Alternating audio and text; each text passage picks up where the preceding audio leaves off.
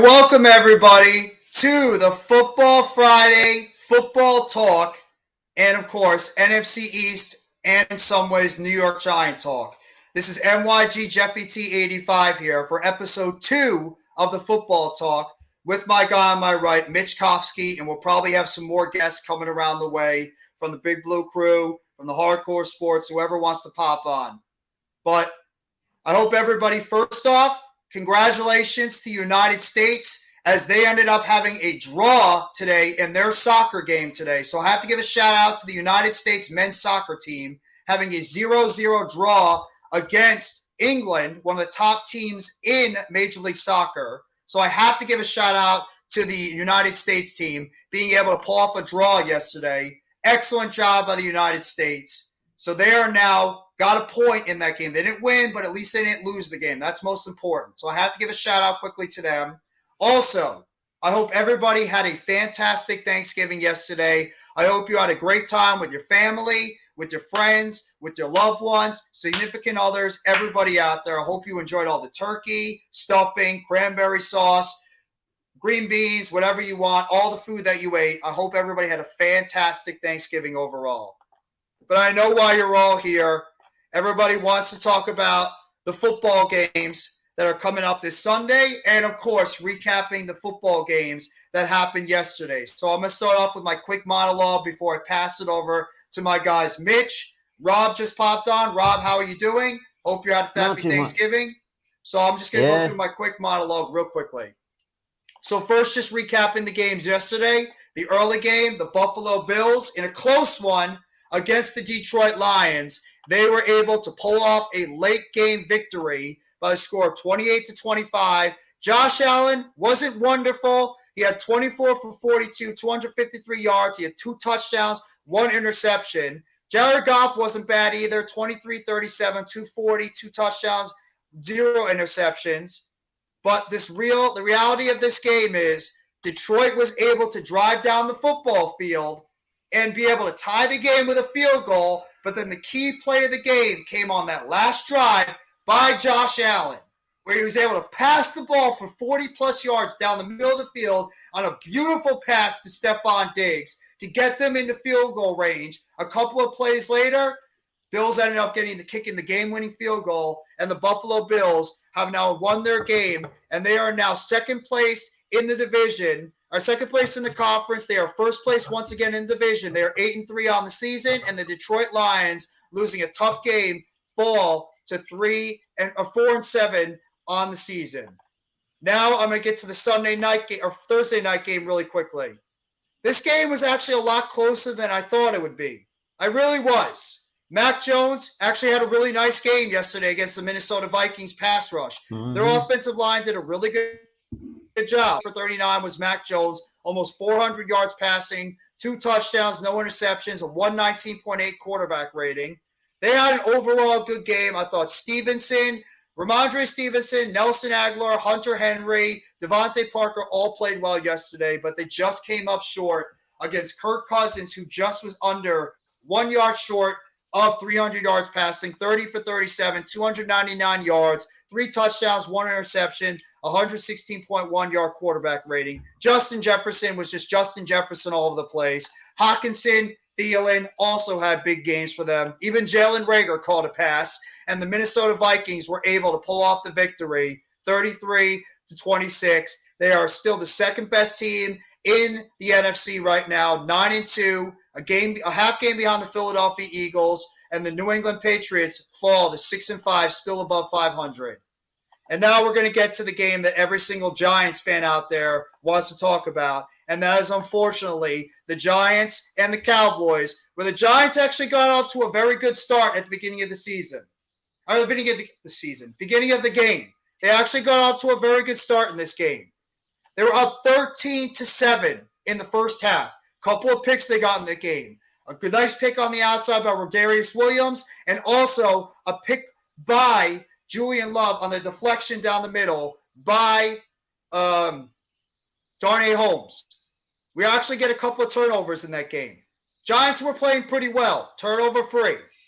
But then unfortunately, Dallas was able to adjust Saquon Barkley, who's clearly not 100% right now. It's evident as day Barkley is not 100%. They even had to reduce his workload in the second half of that game. Brightwell got a couple more opportunities. Darius Slayton continues his great play on the outside. He was good, 3 for 63 on the game. Daniel Jones, he wasn't great. He was okay. He was solid in the first half, not great in the second half. 21 for 35, 228 yards, a touchdown, and no interceptions. Dak Prescott, he was very good in the second half. 21 for 30, 261, 2 touchdowns, 2 interceptions, 91.1 quarterback rating. Elliott killed him on the ground. Pollard killed him on the ground. And the wide receivers absolutely destroyed the New York Giants on the outside. Let's just be real. CeeDee Lamb and Michael Gallup had an excellent job on the outside. Have to give credit where credit is due. The way that the Dallas Cowboys wide receivers and their tight ends played in that game. Both Dalton Schultz and Jake Ferguson had great games yesterday. And, of course, the key play to the game that every Giants fan is talking about right now is that 4th and 1 play when the Giants just gave up the touchdown earlier before. And the Giants ended up dropping that pass. I don't care whose fault it is. Daniel Jones could have thrown a better pass. Saquon Barkley could have caught it. Either way, they did not make the play. Darnay Holmes was very pedestrian in the second half. I know he's going against CeeDee Lamb. I know he's not a number 1 cornerback. But at the same time, Darnay Holmes was not good. Nick McLeod, he did the best he can. He was okay at best. Rodarius Williams got beat a couple of times. Dallas just has superior players on the outside. You just got to be real about it. They have superior playmakers on the outside and at running back. Andrew Thomas probably had his worst game of the season. He wasn't even that bad. In fact, I'll even go out on a limb and say the offensive line wasn't abysmal. It was okay. Tyree Phillips wasn't bad at right tackle. Glowinski was not good. Nick Gates was actually pretty good at center. Thomas was okay. And Anderson, please God, get us our left guard. But I made my video earlier. Giants fans, stop panicking. The season's not over. We're 7-4 right now. We have 10 days right now to get back into position against the Washington Commanders and try to right things, get some players back. So Giants fans, stop panicking. Stop panicking, okay? The season's not over. We have 10 days right now to get it together, and let's go into the second half of this game, and let's go. I'll get to the comments in a section, so don't think I'm ignoring you guys. But right now, Giants fans, don't go crazy. Don't start panicking. There's still plenty of time for us to right the ship. We just have to get our players back. Bellinger, Neal. We can get Moreau back. We can maybe get Bredesen back. We can get Lemieux back. We can get a bunch of players back. So don't panic. And Washington is going to be a key game. Shout out to The Miz. He was a guy that said this, and he's right. It was going to be a tough game for us to win on short notice as a banged-up team. But at the same time, so we'll have to see what's going to happen, but it's going to be a pivotal game in Week 13 at home against the Washington Commanders. And if the Washington wins this weekend against Atlanta, they'll be right behind us. And that game on Sunday can become a key game next week. So that's just my little monologue I want to throw out there. And I'm going to let my guys Mitch and Rob throw out and talk about their game coming up with the Philadelphia Eagles. So, guys, take it away. I sent everybody the chat or the StreamYard in their chats on Twitter if you want to hop on and talk your talk. But Mitch, Rob, Mitch, I'll let you go first. Rob, you can follow him. You guys can talk about the games yesterday if you want. Talk about your Thanksgiving stuff. And if you want to preview your Eagles game coming on Sunday. Mitch, go ahead. All right. I appreciate that. Thank you for having me on, Jeff. It's always fun working with you and doing these kinds of shows. So it's great. Thank you for having me on. But I got to be honest here. Your game was boring. I almost fell asleep live on stream. I almost fell asleep. Rob can tell you, I was about to snore. Yeah. On Twitter, Miz. Like, you know what I've been seeing on Twitter a lot? Like, a lot of people are writing off Daniel Jones right now. Like, a lot of people. Like, a lot. I haven't seen it this much in God knows how long. And the one game you lose to the Cowboys, and you guys write them off?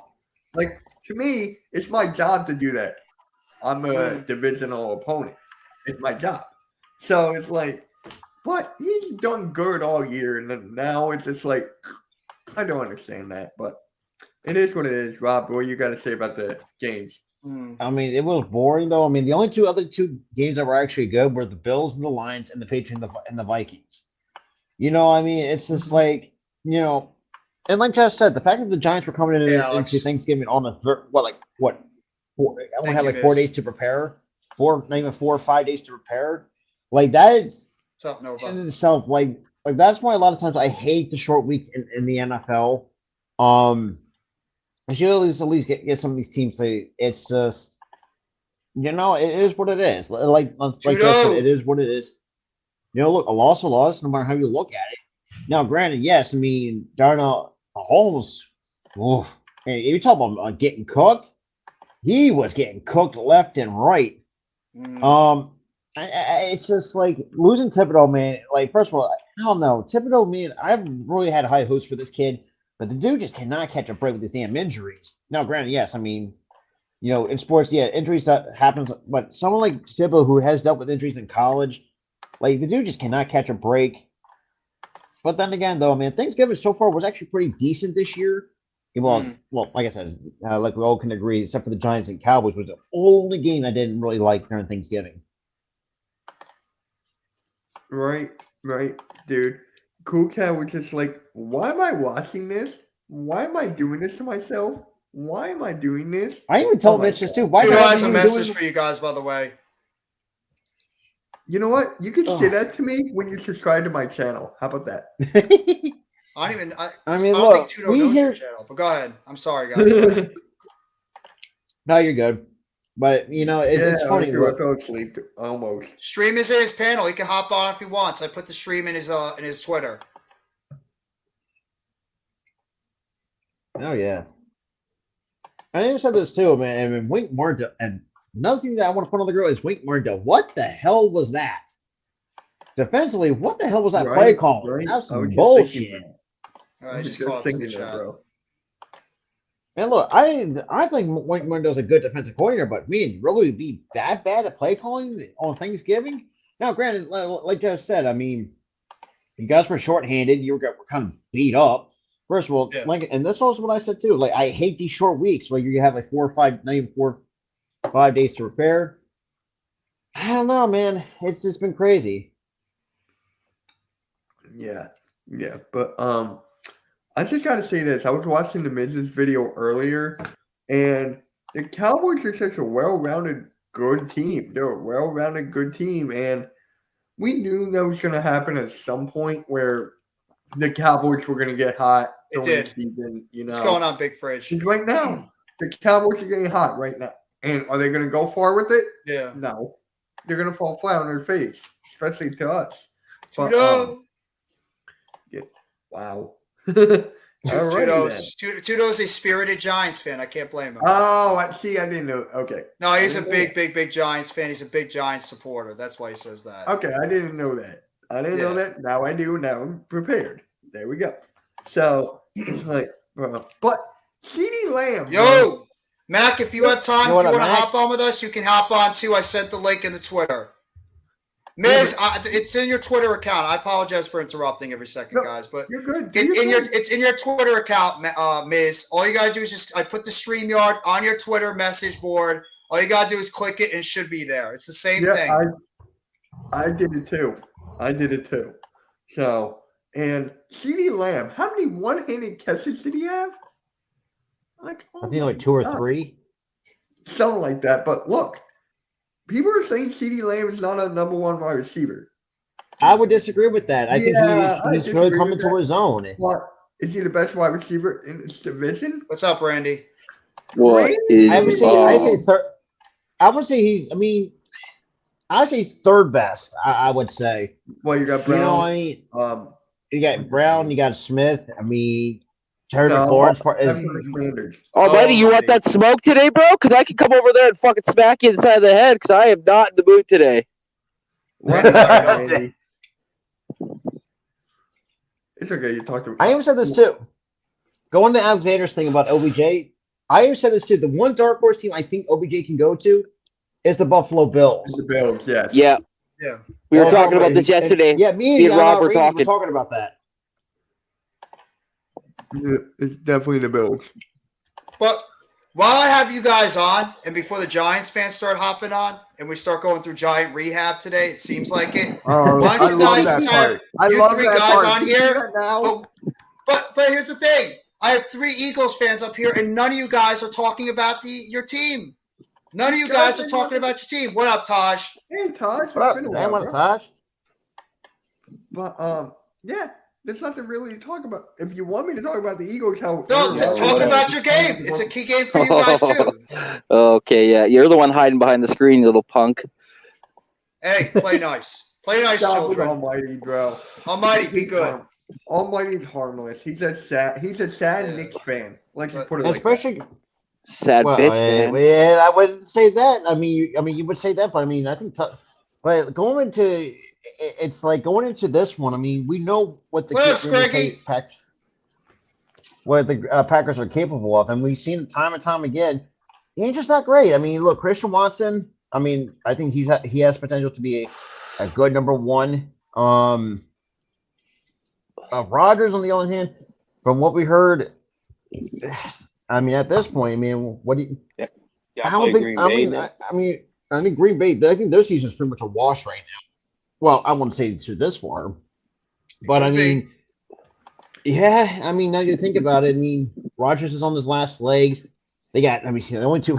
I mean, they got to rely on mostly on their running game and sometimes their tight end play from Robert Tonyan. But their defense has not really been the best. I was reading something this afternoon, and apparently the offensive line is having a little bit of issues with Aaron Rodgers and his attitude. Apparently this season. Apparently he's come in this offseason and throughout the season and has had like some type of "it's me" or the highway type attitude, and it's starting to rub. Ego.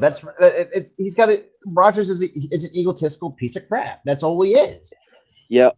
And it's just like, and you're damn right, man. You're damn right, Scraggy. It's ridiculous. Scraggy? Is that how you say it? Scraggy? Yes. Scraggy. While I have Taj on here, Taj, why don't you give your thoughts about the New York Giants game yesterday? And since all the Giants fans seem to be talking themselves off they're like jumping off the ledge now after 2 losses. So Taj, take the floor, bro. Oh, I've already been over it about the game. I mean, like it is what it is. Like we got outmatched. Like town for town, like we got outmatched. Like injuries, like we just went through injuries after injuries after injuries. Like at this point, it's getting ridiculous. Like, yeah, I don't even know, man. But I still don't think I still don't think that the Giants are still in panic mode just yet. Like maybe if we lose to Washington next week, then maybe the Giants will be on panic mode. So I'm not out on the season yet. I'm not out on it yet. So yeah, it is what it is. Really quick, one thing. Sorry to interrupt, but that's the Miz, right? Just making sure. Yes, that is the Miz. Okay, I just don't understand, Miz. Because you sent me the links of every video in Twitter DM. But once we send you the link in Twitter DMs, you can't. What up, King Jers? I'm sorry, this is questionable to me. I got it. Well, it's just hard for I think it's more difficult for him to get to the StreamYard. The videos is different compared to like getting on a live stream. But if I do send the StreamYard, I'm telling you right now, if I send the StreamYard into the chat, it's only for specific people. I'm sorry, but only Miz is coming on. If you try to hop on, you will be booted immediately, okay? Well, you will be booted if anybody else tries to pop on without, asking. So this is just for the Miz. Mitch, any one of us will boot you off, unfortunately. So Miz, as for you. Booted. Everybody else, nobody else pop on. I don't care who it is. Unless you got, because I sent the links into the private chats on Twitter otherwise. But, Taj, go ahead if you still want to talk about it. My apologies. No, I'm finished. Okay. And I just want to go through the comments real quickly. Let me see. Screggy is SK. Okay, my bad. I'll just call you SK for now. Thank you for clarifying that, SK. Jeffy, all coward losers should prepare hard with gratitude to God that I wasn't on the Giants roster yesterday. I would have destroyed all O-lines before Jay Jones by one right for his eyes and the silence of cowards. That's right, Tudo. That's right, buddy. I love it when you start talking like that. I love it. You know, I'll say this too. I like the enthusiasm. I'll give him that. Tudo. Tudo's great when it comes to that kind of stuff. Oh, absolutely. I mean, you love to see it. This one I actually agree with. I think Kafka should have used Breida more in the passing game and Brightwell running the ball. It's clear as day. I agree with that, King Jers. It's clear as day Barkley's not right. Barkley's obviously banged up from that shoulder injury, and I really believe that they need to limit his workload a little bit. Giving him too and many. Brightwell, though, I mean, I thought exactly. I'll say this too about Brightwell, though. I thought he ran the ball pretty efficiently. I thought she had some really good runs. I mean, you know, and like Jeff said, I mean, like I agree with Jeff. I mean, you could tell that Barkley was not 100%. Congratulations, you know what I mean? It's just like it's just like, even though, like I said, I didn't tell this people too. I'm not a huge Penn State guy, but when I see like talent come out of Penn State, you know, like Miles Sanders, Michael Parsons, or a Saquon, for some reason, like some of these running backs it just, I don't know, but it's just. I like Brightwell. I think Breida really needs to get more in the passing game. So I do agree with that 100%. I bet a lot of fans were wondering who the hell Brightwell is. He's a 2021 sixth-round pick out of Arizona. He's actually not a bad player. He runs with aggression all the time. So I actually like the Brightwell. I like Brightwell being used more because he runs north and south a lot. So hopefully. I thought he did pretty good for us. I thought he did pretty good for us last night. He did. He was terrific. I hope we get to see Brightwell more. Miz, what's going on? My day was good, CWE. Thank you for asking. Hey, I'm good. How you guys doing? What up, Miz? Good luck with that, SK, Reggie. Sorry with the view because they put me in the garage, so sorry for the view. It's okay. We can see all the background and see what's going on hopping in the Miz's garage. See like a little bit of workout set and stuff going over there. The Giants cave. I swear to God, I will admit this too. I thought his background was a kitchen. Listen, man. I was not angry because I expected it.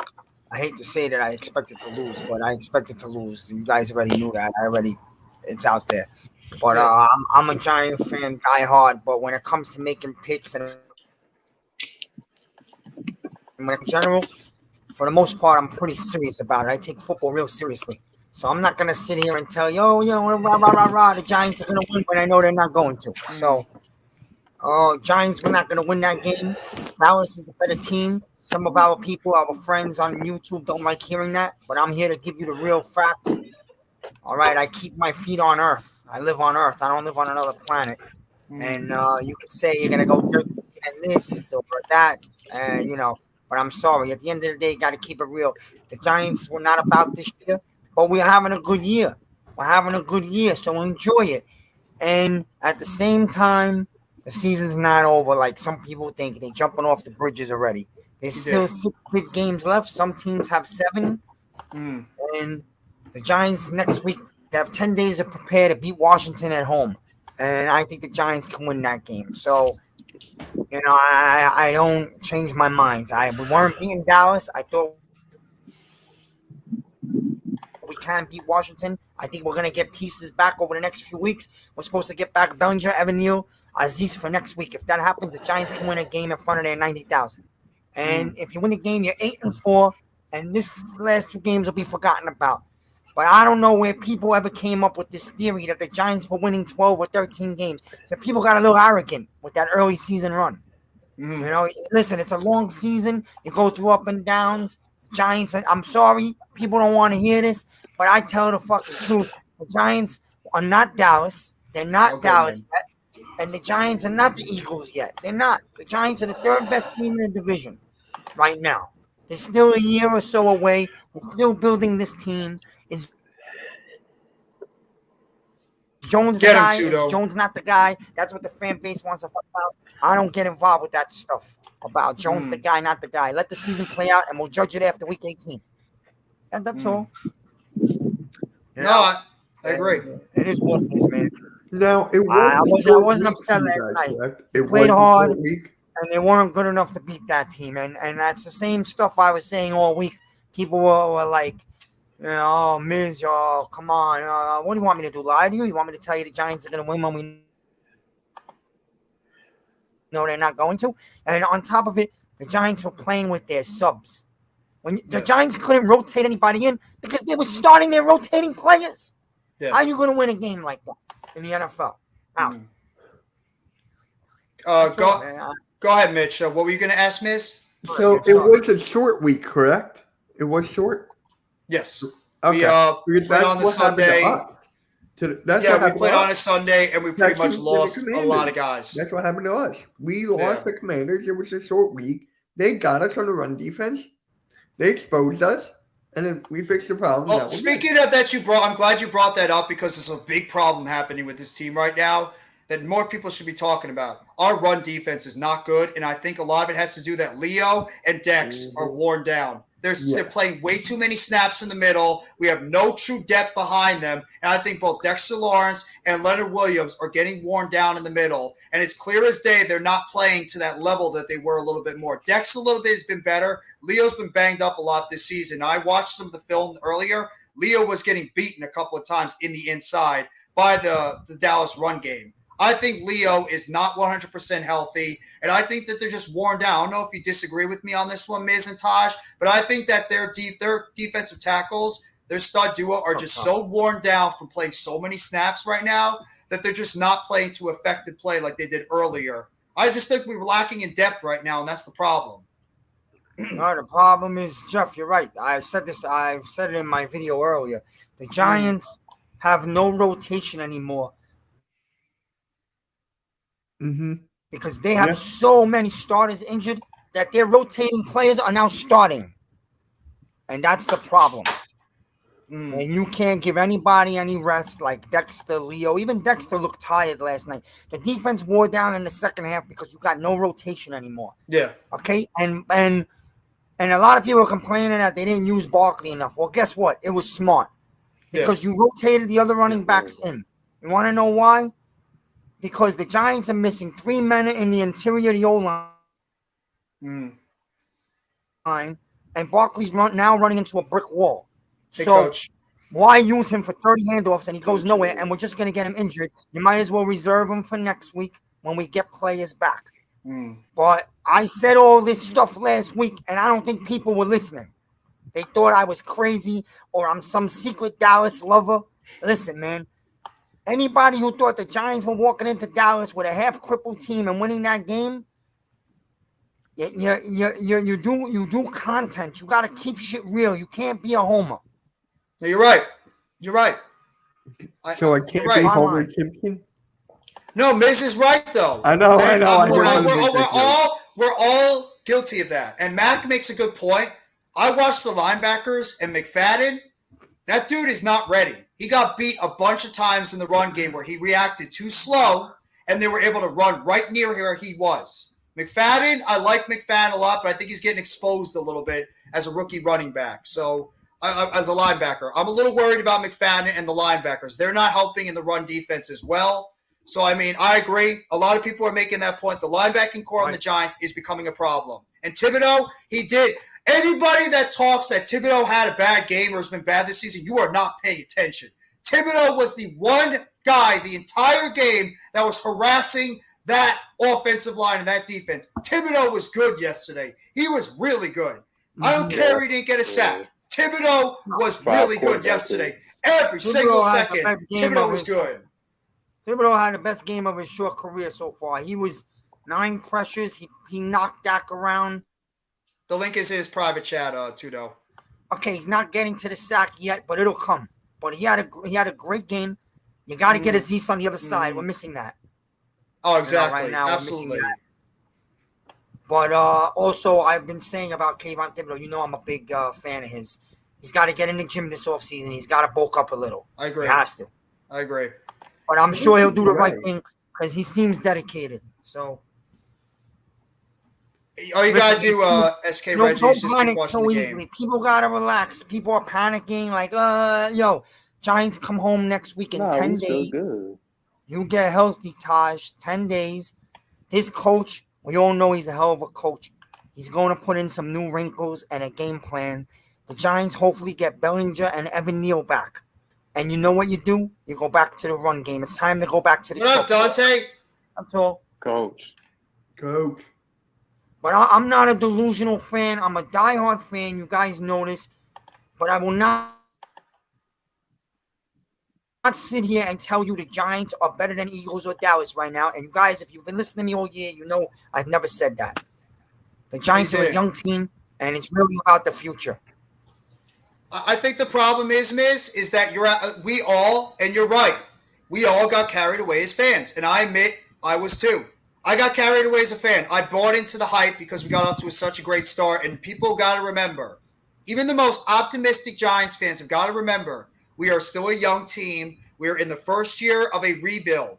This organization doesn't even have a lot of their own players. They're playing with what Gettleman had last year. So there's going to be bumps in the road. And Brian Daboll has had his worst couple of games. But you know what? You're going to get that with a rookie head coach. Kafka, he's been up and down. You're going to get that with a rookie offensive coordinator. And Wink Martindale, he got maybe a little bit too carried away with his defensive calls, but that's okay. Look at the talent he's working with out there. And it's not an excuse. I'm not going to put an excuse out there. But seriously, the Giants, we got carried away. They're not better than the Eagles. They're not better than the Cowboys. Let's just be honest. And who knows if they might even be on the same level as Washington, because Washington is coming. And any Giants fan that goes out there and thinks that we're going to steamroll the Washington Commanders, you're not paying attention. The Commanders are a good football team.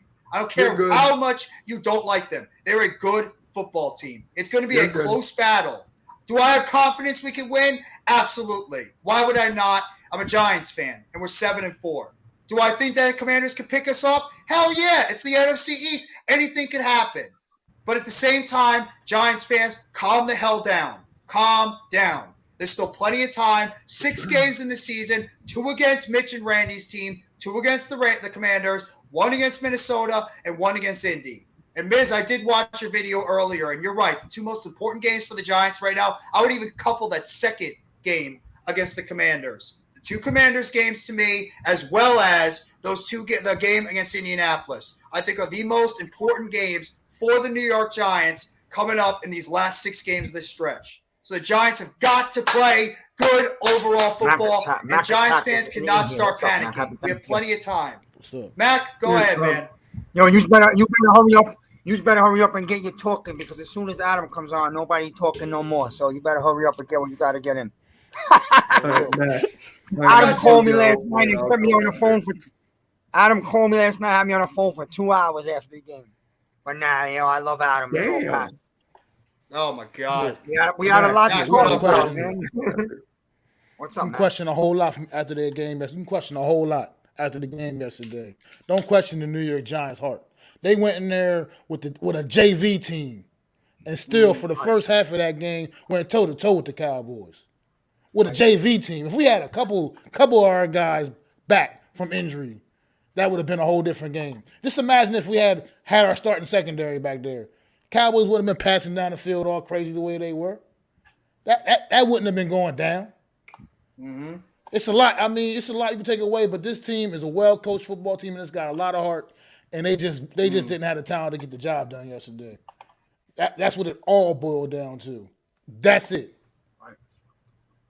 Yeah, we went into this game without our 2 starting cornerbacks, without our starting safety, without starting tight end, without our number 2 wide receiver, without our starting right tackle, without our starting left guard.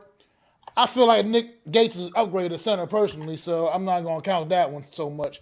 But at the same time, with their backs against the wall like that and that adversity, I still appreciate what the New York Giants gave me yesterday, even in defeat. Because they didn't quit. They just didn't have the talent to keep up with the Cowboys. Rodarius Williams, he might just be a player.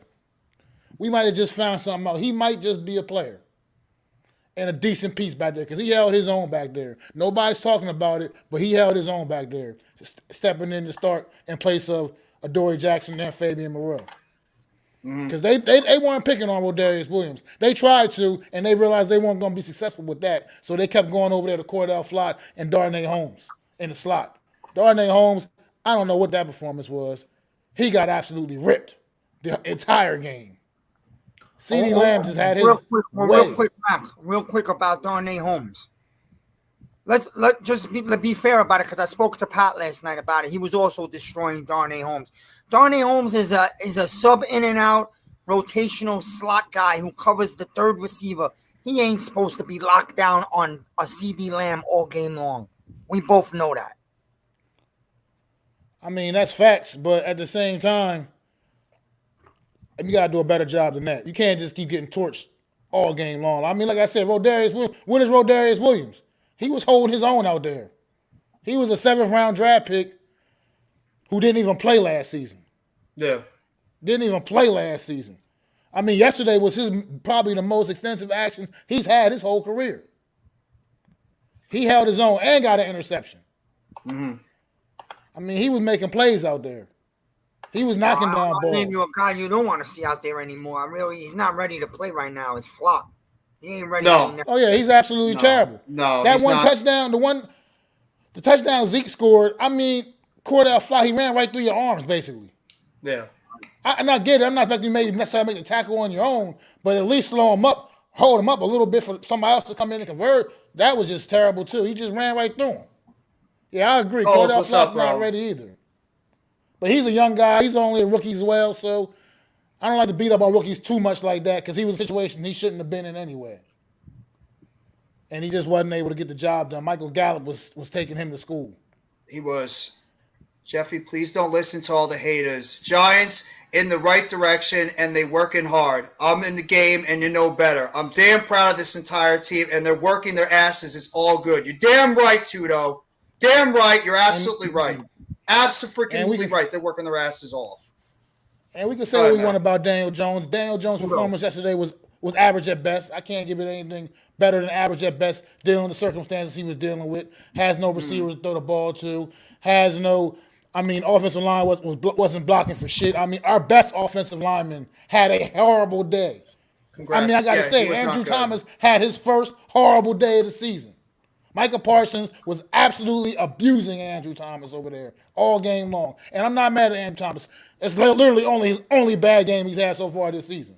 But it's just unfortunate. The offensive line, Daniel Jones had pressure in his face the entire game. Every time he dropped back, he had pressure in his face, basically. So, we can say what we want. He did what he could do. It wasn't great. What things he could have done better? Sure. Got to make that throw, Mac. Jones. He does. Speaking of that, Taj actually just since I have you guys on here, Mitch, you can comment too. But what do you guys think about the fourth down play? You got to make that throw. You got to get that throw out to Barkley where he can make a play. I absolutely agree. I totally agree with that. But at the same time, he's still having pressure in his face while trying to make these throws. So it's like. It's just a double-edged sword there, man. At the same time, you do got to still figure out a way to make that play, get that ball thrown out there where Barkley can catch it and make a play because it was wide open and he had room to do some damage. So it that didn't work out. But at the same time, this was just once again a team loss. But at the same time, this team gave it everything they had, truthfully, and they were playing against a team that just didn't have enough talent to compete against. In my eyes, they played hard. I say on the 46 or 47-yard line, wherever we were, it was 14-13 on 4th and about 1.5, 2 yards. It was really a long one, whatever it is, man. They chose to go for it. Number one, right there and then I turned to my friend next to me and said, listen, this is a bad choice. I feel like this is a bad decision by Dabo. He doesn't usually make bad decisions. But with the hampered secondary and defense we have on this night, punt the ball, put Dallas inside their 15, play the game. It's a 1-point game. Because if Damn right, Tudo. Damn right.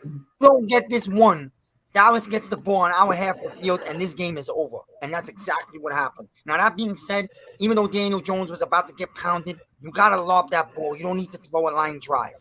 You got to put a little air on that ball. Make sure it gets to Barkley's hands. He catches it. It's a first down. But if you looked at that side of the field, he not only would have caught it, but he might have gone the entire distance. There was no one on that half of the field. No, he right. If he threw a good ball, it likely would have been a touchdown. It likely would have been a touchdown.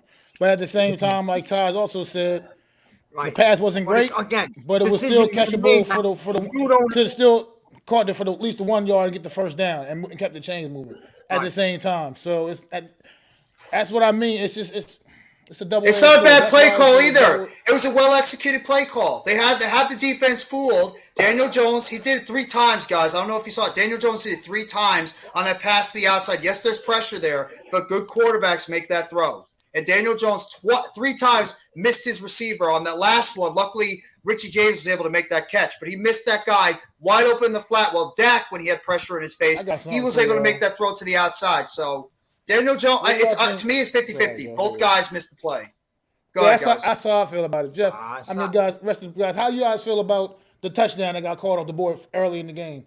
What you call it, the touchdown? That was a terrible call. Tyree Phillips was not. Would they have called that on the Cowboys? Would they have called that on the Cowboys if their offensive lineman was like maybe 1 yard over the line of scrimmage a little bit? They don't call that. That's not downfield. It was half a foot. That's not downfield. Yeah. That's not a lineman downfield. Oh, I said that today in my video, man. Now, there's a 14-point swing in this game.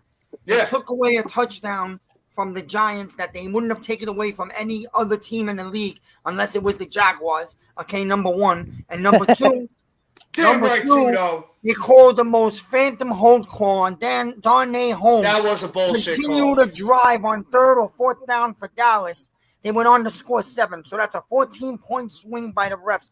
And let's not even bring up how many times Kayvon Thibbs was chokehold and there was no flag. Oh, yeah.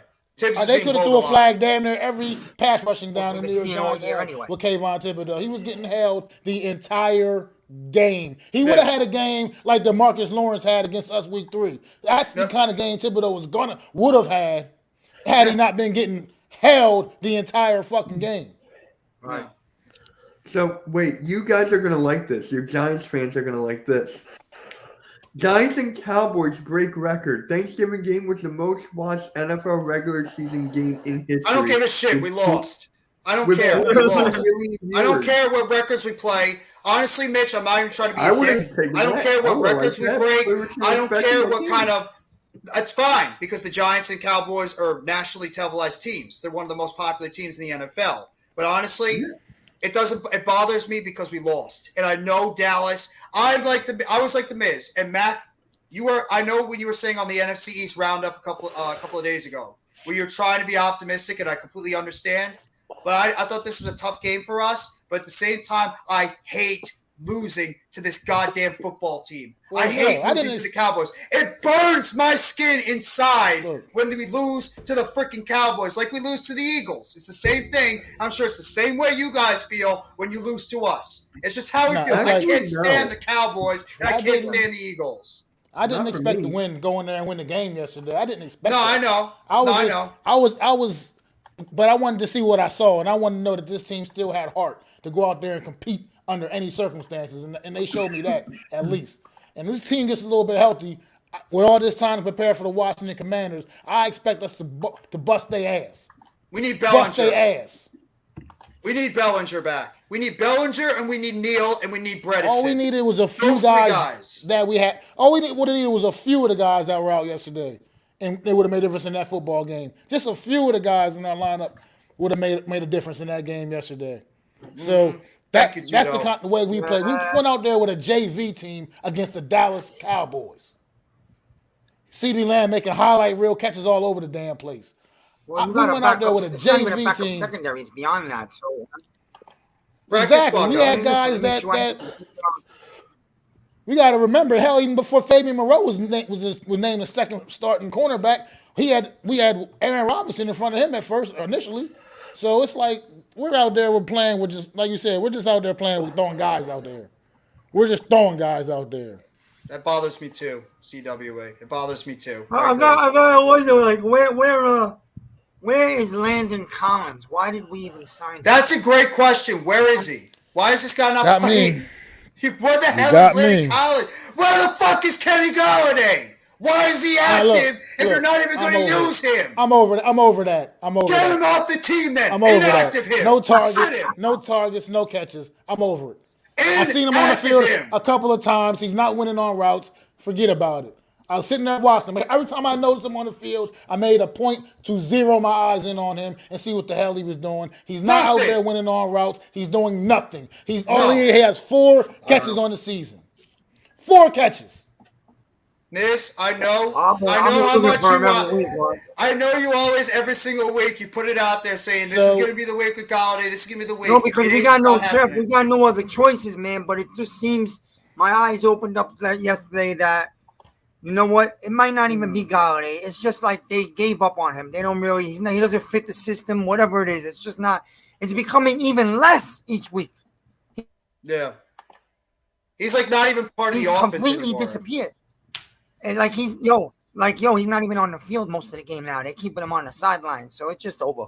That's it. I think King George made a comment earlier.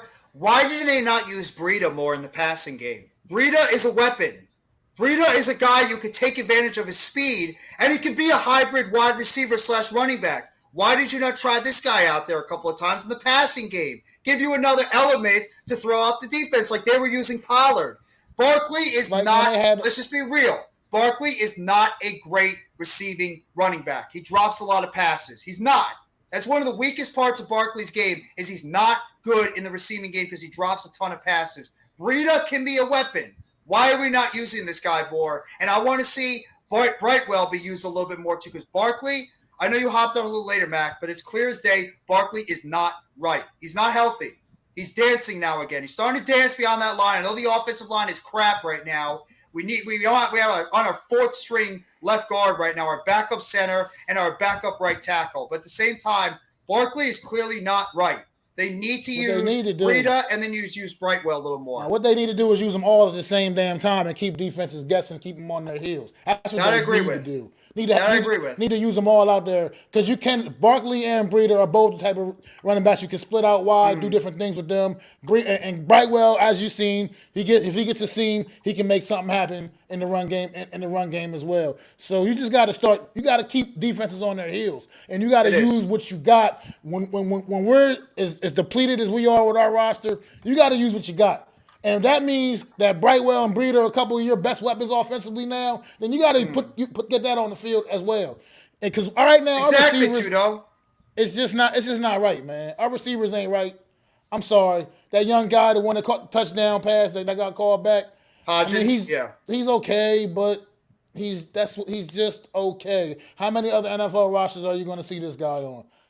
Probably not many. Maybe some practice squads, but no, that's about it. You know what I mean? So we're out there playing with practice squad receivers. Yeah. We got just no names all across the offensive line at this point, other than Andrew Thomas, basically. It's just I don't know. It's just rough right now. It's just rough treading. But I think I still believe that this team can pull off a couple more wins and secure a wild card spot. I think the division is pretty much kind of out the window. Thinking about a division title is out the window. I think at this point. But can still hang on and grab one of those wild card spots and still play in the January. And if we get healthy, who knows? All bets is off. Because this team. Do you guys even care where Odell Beckham Jr. goes now? I mean, do you even give a damn? I don't want to hear about this shit no more, bro. I got bad news for all these stupid little fans with Odell Beckham. He's become this guy once again has become a distraction to a Giants season. Believe it or not. This guy has become a distraction to the Giants season. It's all people talk about now. And guess what? We're on a slide. And if we don't come back next week and win, we're going on a huge snowball, and it could be one of the biggest collapses ever. We're facing that. It's dangerous. It's not there yet. We're good. I believe in 10 days we come out and beat Washington at home. But this Odell shit, you like it or not, I don't care how much you love the guy. Once again, he's found his way to distract the Giants and their nation. Believe it or not. I really say that. I mean it. And This no, true. I'm not gonna beg a man to come here. Like Pat said, he's right. Pat was right about that. I'm not, as the New York Football Giants, we are not gonna beg a man to come here that we got rid of. You want to come here? When you come visit us, whatever it is, tomorrow or Monday, whatever, I don't know. When you come visit us, if you want to be a Giant, whatever Joe Shane tells you, even if it's a bottom dollar for a couple weeks, you sign that paper and don't leave the building. If you leave the building, bye-bye. The offer's off the table. And that's how you do business. I agree. I think he's just playing us at this point. Dallas, I think he wants to be. I'm gonna be real. I think he wants to be a Cowboy. I think he's just toying with us the whole time. The only thing the New York Giants need to worry about are the Washington Commanders. That's all the New York Giants need to worry about right now. Are the Washington Commanders. You worry about the guys that are here in the building and get those guys ready for the Washington Commanders. Nothing else matters. Odell Beckham is not a New York Giant right now, and that's all it is. We don't need to be worrying about that. We don't need to be talking about that. Enough with it, please. I've had enough. Jeffy, please tell all diehard Giants fans, be patient because next year this Giants team will be a Super Bowl contender with an authority. We should be. We're going to be a better team next year when Joe Shane and Brandon Brown can get their own players. But Mitch, since you've been quiet and since we've all been ranting and raving and pissed off about our team, not in a bad way, but just still. Mitch, I want you to talk about your Eagles. Talk about your Eagles and your confidence level going into your game this Sunday because it's a big one for you, too. Yeah, but before that, I just want to say the Giants are on the same path as the Eagles. I mean, we were in your place last year. I mean, it's basically you're following our footsteps in this rebuild. So it's not over. I'm tired of Twitter. Like, honestly, I hate Twitter when it comes to, like, sports takes and shit. Like, I can't stand it. Don't believe everything you read on Twitter because they don't know anything. They really don't. No. So when it comes to the Eagles, the one thing is Jonathan Gannon's got to stop respecting these quarterbacks. Like Aaron Rodgers, he has a broken thumb. Okay, rush him, blitz. Namagan hates him. He wants to sack him to the ground. We need more than 3 sacks like we did on Heineke. I even forget who we played last week. Oh, yeah, the Colts. Like, a couple sacks on Matt Ryan. We need more than that. Jonathan Gannon needs to get his shit right. And if we do that on the defense side of the ball and stop the run, I'll feel good. And Jalen Hurts will. He had a bad game last time. I'll admit it. He had a bad game. He needs to play better, but he's still an MVP conversation. That's hard for me to say about the MVP conversation. What did you guys think about the other 2 games this past week? Yesterday with the Bills and the Lions, as well as the Thursday night game with the Patriots and the Vikings. Mitch, you go first, then Miz, and then Mac. The Bills and the Lions. The Lions played hard. Like the Lions are competed. No one can say it's just the Lions anymore. No one can say that. They almost took it out the Bills. You got to give credit to these Lions teams, guys. You got to give credit to this team. They bought it. Absolutely. They did not win, but hell, they competed. It was a hell of a game. In the last game, it was good. I don't know about that catch at the end. I'm still thinking if it was a catch or not, but it is what it is. Was it a catch, though? I think it was a catch. It was? I think it was a catch. Okay. What about you, Miz? What did you think about the other 2 games on Thursday? I mean, in my pick segment, I hit all 3 games yesterday. And I told people Buffalo would win, but Detroit would cover. And Detroit's playing good football. We already know that. They're playing real good football. They were right there at the end. The Bills have injuries now. But you know what? I give respect to the Bills. A lot of people are looking down on the Bills because they're not playing on the level that we all thought. But here's the thing. They are. Because the Bills lost a lot of plays. Now they lost Von Miller for a few weeks. They were without Russo. They were without Espinoza. They were out with White, their star corner. And Edwards, too. They're missing a lot of players. They had to fly back and forth to Detroit 4 times this week because of that blizzard in Buffalo.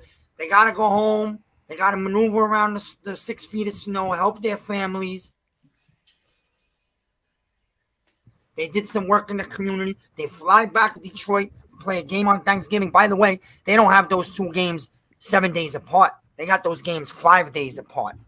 So the fact that the Bills sneak out of Detroit with 2 wins in 5 days, it doesn't matter how they did it. That's a big 2-0 in 5 days. The Bills will survive the injuries for a couple weeks. Maybe they'll lose 2 games. Maybe they'll win 2 or 3. They'll get healthy the last 2 or 3 weeks of the season, and you're going to have a big-time Bills team in the playoffs. I believe that. The Vikings, you already know how I feel about the Vikings. I picked them to go to Super Bowl in August. I'm still on their wagon. I got laughed at, but don't worry. I'll keep that receipt in my pocket, as Salah says. You know what I'm saying? The Vikings, you can laugh at the Vikings all you want. The Vikings are a team to be reckoned with. And when their defense has down games, their offense comes up with 30-plus points. So the Vikings are going to be somewhere near the end. And that's it. The Patriots, I got to say, are playing better than I thought they would this year. They're probably going to fall short because I don't think 4 teams are coming out of the AFC East. But the Patriots are playing good football. And, the Patriots got a big game just like we do next week. The Patriots are home, and they're hosting Buffalo. And I believe the Patriots' season's on the line at home next week, just like ours. We're both playing games that are very alike next week. I agree. Mac, what about you? What did you think about the other 2 games on Thursday? I think they just summed up what this whole entire 2022 season been, man. You just never know. I mean, yeah, the Bills did get out of there with a W, but I'm sure most people have expected this game to be a lot more lopsided than what it ended up being. I mean, Detroit had a real chance there late in the game. So, I mean, it just sums up what this season's been all about, and that's why it's been one of probably the most exciting seasons in some time. Honestly, this season has been. This has been a lot of ups and downs. I mean, the Minnesota Patriots game, the same thing. Minnesota with that explosive offense and that solid defense that they got, man. Nobody really thought that game was probably going to be that competitive, but the Patriots came out there and went toe to toe with them, man. And they also had a shot late in that game, so. It was a good day of football for me. I mean, I thought it was some good games. Probably one of the best Thanksgiving Day slates in some time now, actually. So. Oh, absolutely. Absolutely. I tell you what's up, Coach. Just to add to it, not really football, but just real. The coach's title just made me laugh. I'm sorry. The United States done me proud today. And it's yes. The United States done us proud today. They stood up to the top 2 or 3 country in the world, and they gave them everything they could chew on and plus some. And the pull out of draw was big. And a lot of people look at that draw like the United States kind of beat England. You know what? The United States has a very young, talented team. I know people are not that big into soccer. But, again, the United States did this country proud today on a world level. So. Oh, no, I agree with you absolutely, Miz. I think the United States – England was a heavy favorite against us, and you got to give credit to the United States being able to play some tough, gritty soccer out there and being able to get a tie at least in this game. So congratulations to them. But, Coach, welcome so much. There, considering they didn't even qualify for the World Cup, the last World Cup. So it's a good way to come out there fighting in this one. Absolutely, Mac. So, Coach, does this mean you're going to throw your hands in the air if you're a true player? Oh, he just gets the circle comes up then. What's going on, Coach? He's working on the ingredients for next week's W. That's right. He's already in the lab getting everything put together, getting those New York Giants ready for the dub coming up next week. But I want to say this too. I thought Josh Allen had one of the best throws of this entire weekend. That beautiful 40-yard strike in the middle of the field in that last drive, when it looked like they had no shot to get down to the field goal range. That was a phenomenal throw by Josh Allen to hit Diggs where nobody else can get that football. That was the best throw of the entire weekend when he did that. I had to double take. That was phenomenal. In there like that. That was a hell of a throw. With a bad elbow, Mac. With a bad elbow too, and he was still able to make that throw. That just shows the tremendous talent that Josh Allen is at the quarterback position. So, absolutely. But do you think, I mean, I know you don't want to change the way a guy plays, but do you think they need to calm down on him running the ball as much as he's running the football with being all banged up the way he is? A little bit. I think they should try to reduce his snaps a little bit on his runs. Maybe try to, they need to get that running game involved a lot more. Why don't you try using Dalvin's younger brother? Yesterday. He was. Singletary was actually solid yesterday.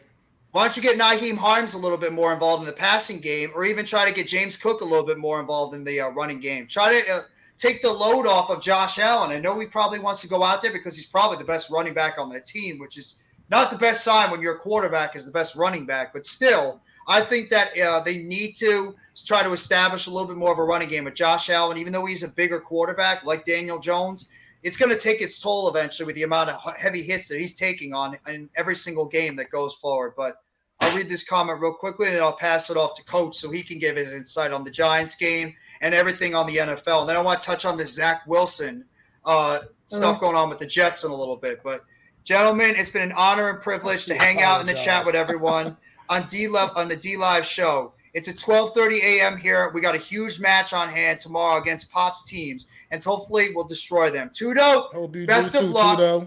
Kick some serious ass tomorrow. Good luck to you tomorrow, and thank you as always for the amount of great support that you show us every single time in the chat. Thank you so much. Appreciate all the love, Tudo. But Coach, thank you so much for coming by the stream. I was saying before, Coach, are you going to throw your hands in the air if you're a true player, like old Pop, like Biggie used to do back in the day?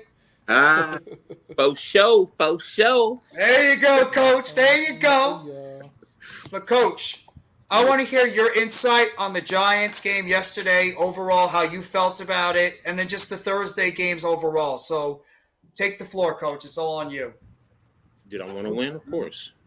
But I'm also realistic to the fact of, as Max said earlier, you went out there with a JV team going up against a top-level varsity team. So there are no moral victories, but as fans, you have to look at the moral victory. Like you said, you went out there and you competed. Now, in the locker room, you can be disappointed, but when you come back, you can say, you know what, we were those guys. We went toe for toe, blow for blow, and they didn't knock us out. They should have knocked us out, and they didn't. We're in the NFL. We are professional football players just like they are. We need to work on our game, improve what we have to do, check the film, get in the weight room, and improve your skills, because the next time you see them or whoever, next up is Washington. Sorry, guys. Sorry. It's all good, Coach. It's all good. Next time you see your next opponent, which is Washington, you should be going out there saying, I'm ready to rock and roll. I know I can play at this level. It doesn't matter that Dallas has, quote unquote, better talent. You played with them, so your talent was on par with them, even without damn near, a quarter of your roster, it seemed like. You didn't have a quarter of your roster, and you went with toe for toe with one of the quote-unquote best teams in the NFL, or supposed best teams in the NFL. So from there, that tells me the Giants fine-tune some things. I'm not being a homer, Miz. No, that's not what I'm doing. I am being realistic. Yes, realistic is we went toe for toe with them. We didn't win. Okay, that's fine. But let's be realistic. We went toe for toe. So that does say we have a good football team. Fans, you know what? We're fans. We're fickle. Who gives a fuck what we really think ultimately? It's in that locker room. What do they think? What does that coaching staff think? That's the truth. And I think that they believe that they should have won. Dable's presser told me everything I needed to know. That man was pissed that they lost. And that's what I want to see in my head coach. That's what I want to see. Because that instills confidence. That instills pride. That instills pride in your program. That instills pride in each other. And that says, you know what? I'm going to war with every last one of you motherfuckers in this locker room. I got your back. You got my back. Let's go. And that's what it boils down to. All right, we lost. Guess what? We're not out of the playoff race. We're not. And you know what? We control our own destiny. We can still win the division. Yes, do we need some help? Yes, that's realistic. Yes, we do. We can still win the division. We could win the whole NFC. That's realistic. But you know what? I'm not also going to be delusional to say that we're going to do that. But we have work to do. And right now, next up is Washington. Get all your guys back now. We have this mini bye. Guys, are coming back. Guys who are not cutting it, they're going to get rid of them. They're going to get rid of them. I don't care if it's Flott. I don't care if Darnay Holmes, whoever. Tyree Phillips, I know you guys were saying, we should have got a break, whatever the case may be. No disrespect. He was 3 yards downfield. The rule says 1 yard, and they give you 2 yards. The dumb asshole was 3 yards downfield. The rest of the line, if you look at it, they blocked like they knew they weren't going downfield. So why is his dumb ass going downfield? Why? You cost us 6 points. You cost us a touchdown. So, so guys who are not cutting it, get rid of their ass. And get the guys in who was it? Who was it that was Tyree Phillips? Tyree Phillips, the right tackle. Right tackle. If you and I ain't happy with the other guy, Anderson, because every time we're in a 3rd and 1 or 2, he jumps. What that tells me, he doesn't know how to hold his water. He's playing scared instead of playing like he's a professional. You know what? We all know guys jump. It's in the NFL, but if you're consistently jumping, then as a coach, you know what that tells me? You're not confident in your abilities, and you're playing scared. And I don't want guys playing scared for me. No. You make a mistake, you make a mistake. Learn from your mistake and let's move on. You're doing the same things over and over. You're dumb. Sorry. And I don't like calling players dumb, but you're dumb because you don't have confidence in yourself, in your teammates, and what's going on in the game plan. And you're worrying about more making a mistake or getting beat as opposed to being confident in your abilities as a professional football player. So, but overall, let me ask you a question. Sure. Anderson's in there for Bredesen? He's in there for Bredesen, Uzudu, Shane Lemieux. So you're scraping the bottom barrel in that regard, yes. You had no choice. So real quick too, while we just brought his name up, I'm sorry. But Shane Lemieux. This guy, it seemed like he just gets injured I'll try to help you out, Brandy. He steps on the field, he's just automatically getting injured. I feel like every time. Yeah. He comes back and plays one game, and he's back on the injury report. It's the same toe. The toe's hurt again. The toe. I'm gonna say this, and I know I probably get killed, or I'm saying something that's offensive in a sense. But he's like a woman who you always banging, and she always gets pregnant. You start to get to a point where, you know what, I don't want to bang her no more because I don't want to have no more damn kids. You put him on the field, he's always getting hurt. So every time. What is every time? It seems like. What is he on the roster? He hasn't shown us. You got rid of Kadarius Toney. Why? Realistically, because the fool gets hurt. So guess what? Bye-bye. You've already shown that you'll get rid of guys who can't cut it or who can't stay on the field. Get rid of them. I'd rather get rid of him, eat whatever dead cat money if we have any, and move on. Let him be somebody else's heartache and headache, not ours. Yeah. And honestly, I'm saying this right now. I want Nick Gates as my center for the rest of the season. Yes. Gates was Gates might have been the best offensive lineman last night for the Giants. He might have been the best. Wait, so it's not hard for us to say. He was one of the best. Yes. Feliciano, right? Can he play guard? Can we move him over to guard? Yeah. That's his natural position. That's where he maybe it's time. I think that's what's coming. And what I heard this morning is you get Evan Neal and you get Evan Neal and Bellinger back this coming week, which I think that they might have been able to go last night, but it was smart. Like I was saying last week, I didn't think we had a good chance of winning this game, so you hold them out for the Washington game. Sometimes you substitute a loss for the rest of the season. You know what I mean, Coach? Yeah. I know you don't like to do that, but it's a smart way of thinking when you know you're not in a league.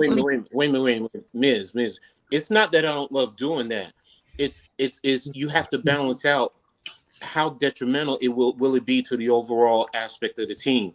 Can you get by without this person, or can you go ahead and do what you got to do for the future? I get it.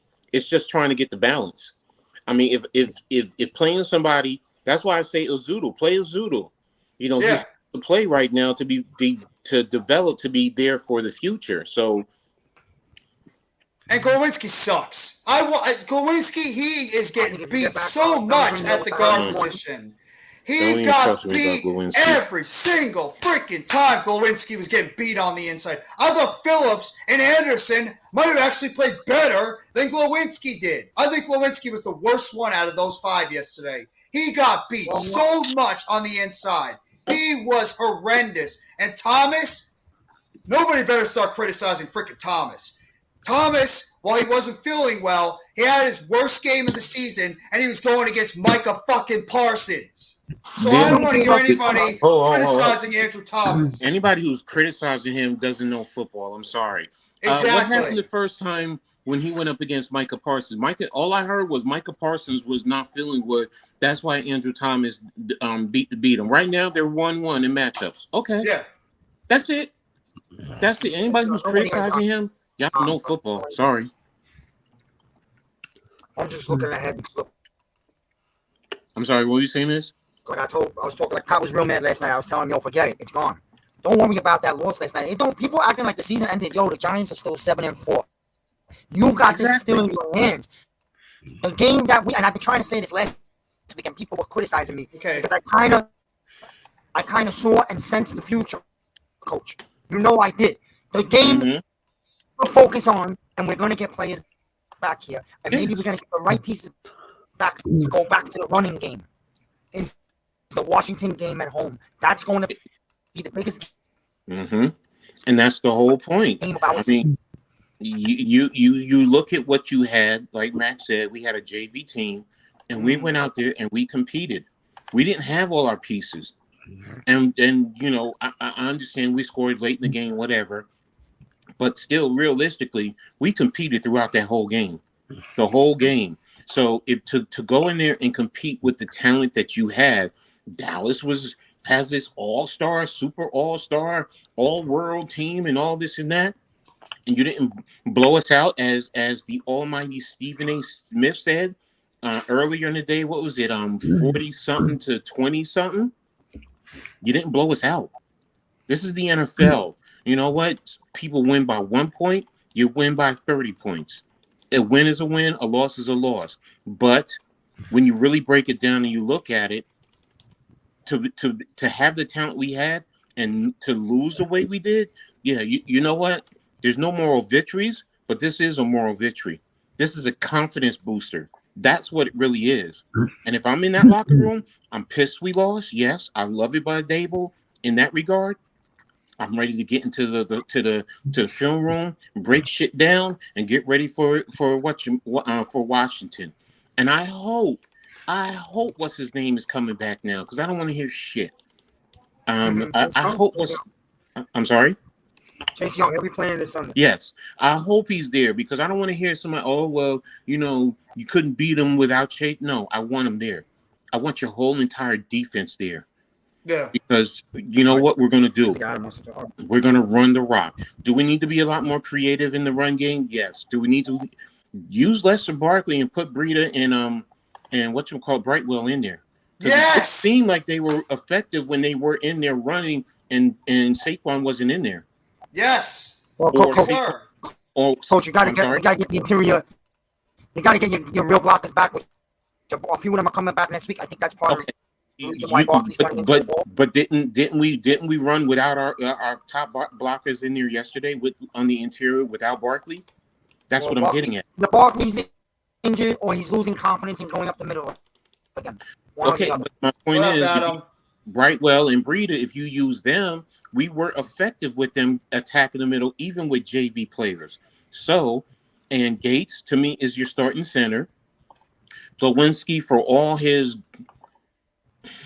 He's not what we all thought, but he's not garbage either. He's not bottom of the barrel. So he's average, maybe a touch above or below average, but you can win with him. So just get you a left guard who can get you the blocks properly. I think we can attack the middle. I think we can. Well, look, when you're missing guys that you're used to starting the season with, and you got these plug-in guys all of a sudden, what happens is, coach knows this. What happens is a guy like Thomas or another guy on the other side, they might try to take on two guys and help the other guy out, and that's where the line starts to break down. You start to get breaks in the chain. You know what I mean? That's what happens. No, that's fair. Guys trying to do more than what they should do. That goes for everybody. That's even a quarterback. You're trying to force a ball into a window when you shouldn't because you're trying to make a play. So, yes, guys need to just do their job. Just focus on doing your job. That's it. And then build your continuity with whoever's there and just go. I think our running attack, we should get back to being that smash mouth running attack that we should do. Use DJ a little bit more. Continue to get him on the edge a little bit more. That'll also help out Barkley. And he has to execute. He has to hit those passes, and Barkley has to catch those passes, man. What happened on that fourth one, I think Daniel was rushing the pass. Saquon was trying to make a play before he secured the ball. And if you just settle down, get the ball in your hands, turn the field, the play was there.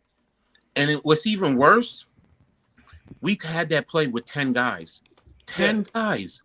So what that told me is Dallas knew that they had an extra man. So if you have an extra man on the field, that's one more man that they have to play for, no matter who it is. So it wasn't a lineman, so it was a skill guy. So basically Dallas kind of knew that. So they played to their advantage, and they still got hurt. The play was there. The play was still there. Exactly. That's my point. The play was there with 10 guys. You have your full defense. If we had that extra man, is it possible we have the extra time? Possible. Yeah. So, my point being is the guy came off of Barkley's side untouched. And that's the point. So if you have that extra guy on the field, the defense has to adjust. So maybe he doesn't get that pressure. You execute, there's a big play right there. The point I'm making is we lost that game more than Dallas beat us. I'll send it to your Twitter, Adam. Go ahead, Coach. I apologize. No, I'm waiting to hear from Adam. I got a question for you, Matt. The guys, 4th and 1, we're lining up in midfield, just short of midfield. 4th and 1, I'm telling my guy, I really think we should punt here because we're behind the 8 ball on defense today. We don't got the manpower. And I told him, if we don't get this first, we lost this game. I knew it right there. That was the turning point of the game right there. I would have punted the ball down to the 15, 14, 13. Let's play the game out. That's what I would have done. I'm not telling you this after it happened. I'm not looking back and being a Monday quarterback. I'm telling you before the play, I wanted to punt. No. Because you just didn't have the roster Sunday. You know what I mean? That play was huge. I get you. And to be honest with you, when he was going for it, I said, no.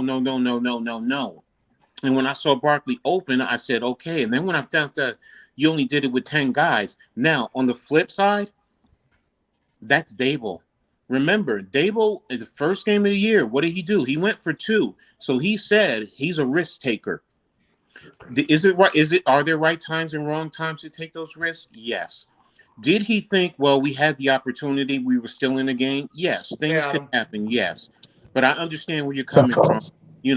Punt the ball and play defense. But that's also not Dable to a certain extent. He's going to take that chance. He's trying to make a play. Last week with Adoree Jackson, people are killing him. Why did he put Adoree Jackson back there? He's looking for somebody to make a play.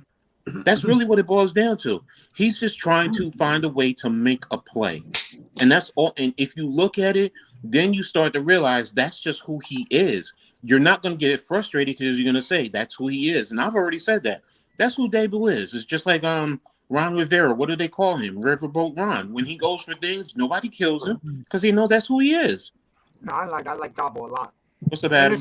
What's up, guys? How are you? How are you, Adam? Go ahead, Mac. Like the turning point of the game, I can see why you feel that way. I mean, it was a big moment in the game, obviously, and it didn't go the way for the Giants. But honestly, I feel like the turning point in the game was right out of halftime out the locker room. The Cowboys come out and take half the damn clock away in the third quarter on the opening drive of the third quarter.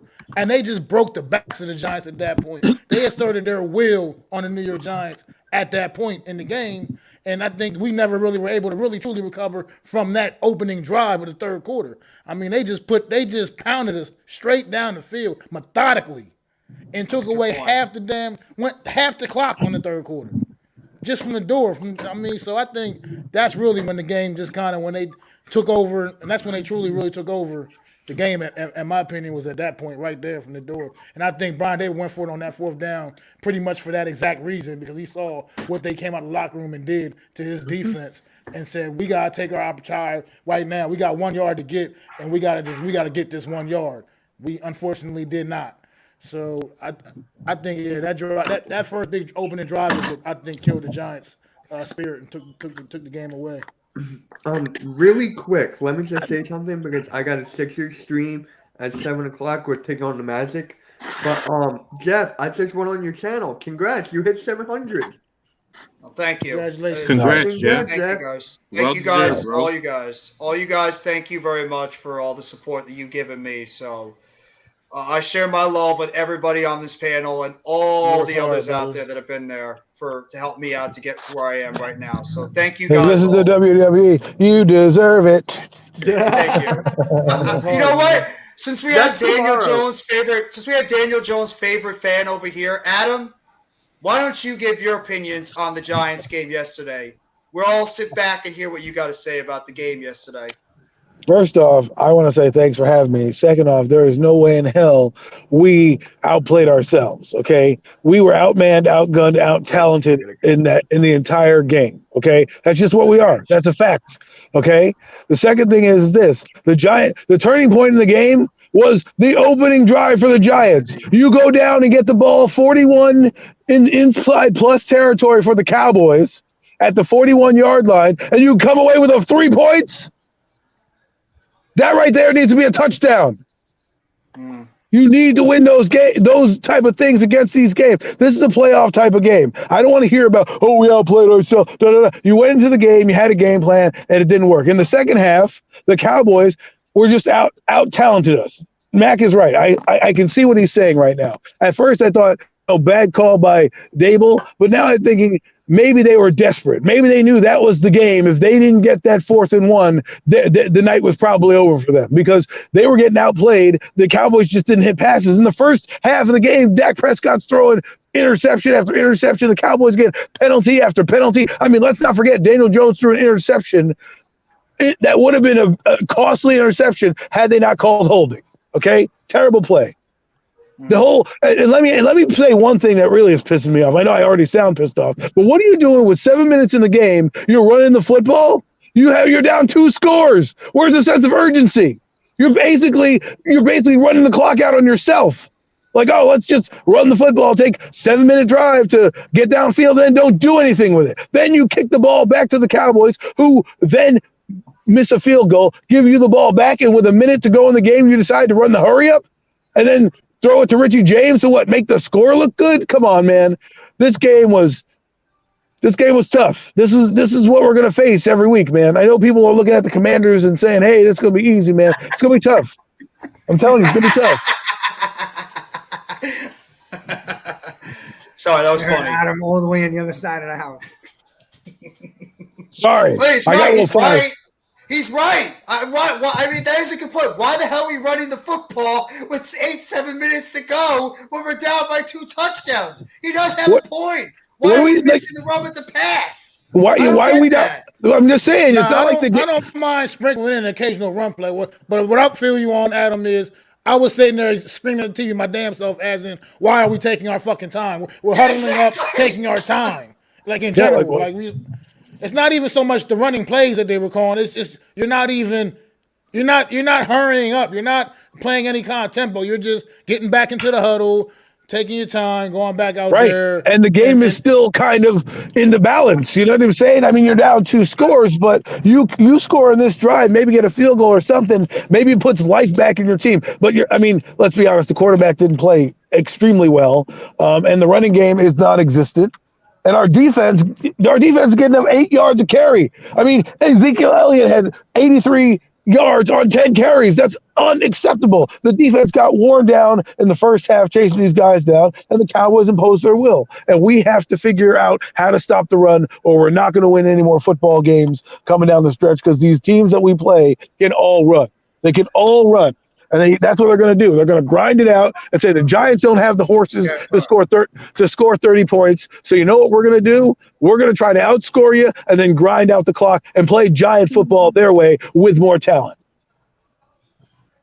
Let's just be real, too. Our linebackers, we have a serious problem at the linebacker position. Because I saw a bunch of plays where McFadden was getting beat a lot in the inside, where he was just like getting covered up all the time. He wasn't reacting quick enough, and they were running right towards where he was. And it's clear as day that Leonard Williams and Dexter Lawrence are worn down. They are worn down right now with the amount of snaps they have to take every single game, because we don't have enough competent depth at that defensive tackle position. Henry Mondo, he's been okay. Justin Ellis, get him the hell off the football field. Oh, my God. Dude keeps falling down on the damn ground. For his size, he's getting towards Danny Shelton type area right now.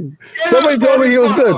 Someone told me he was good. I don't know who it was. I do know who it was, but they told me he was going to be good. So it's just funny to see.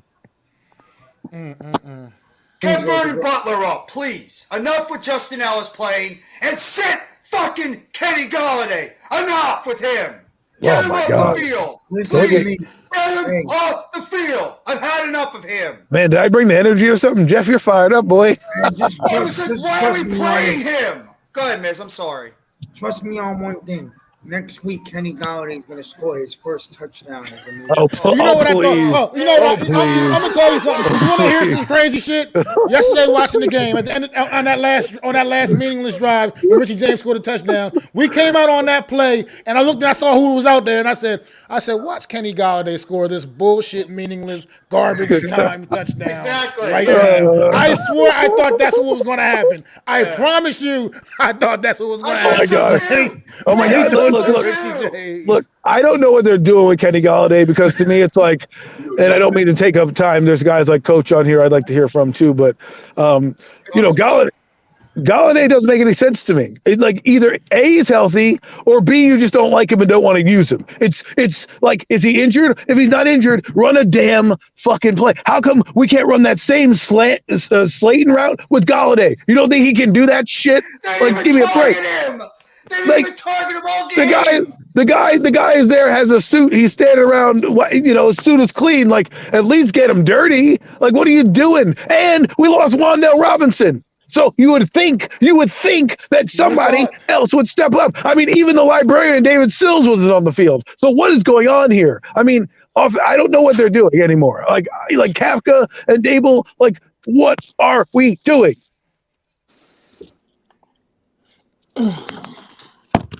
Coach, you have anything to say? No, I think so on the last drive or two. I'll be honest. I think that the reason why they went slow and they ran the ball a bunch of times is because I think that they lost faith in that O-line protecting Jones from that pass rush. I mean, they were putting their ears and they were coming. So I think that was more of try to throw that D-line off because they didn't believe in this broken O-line right now. Yeah.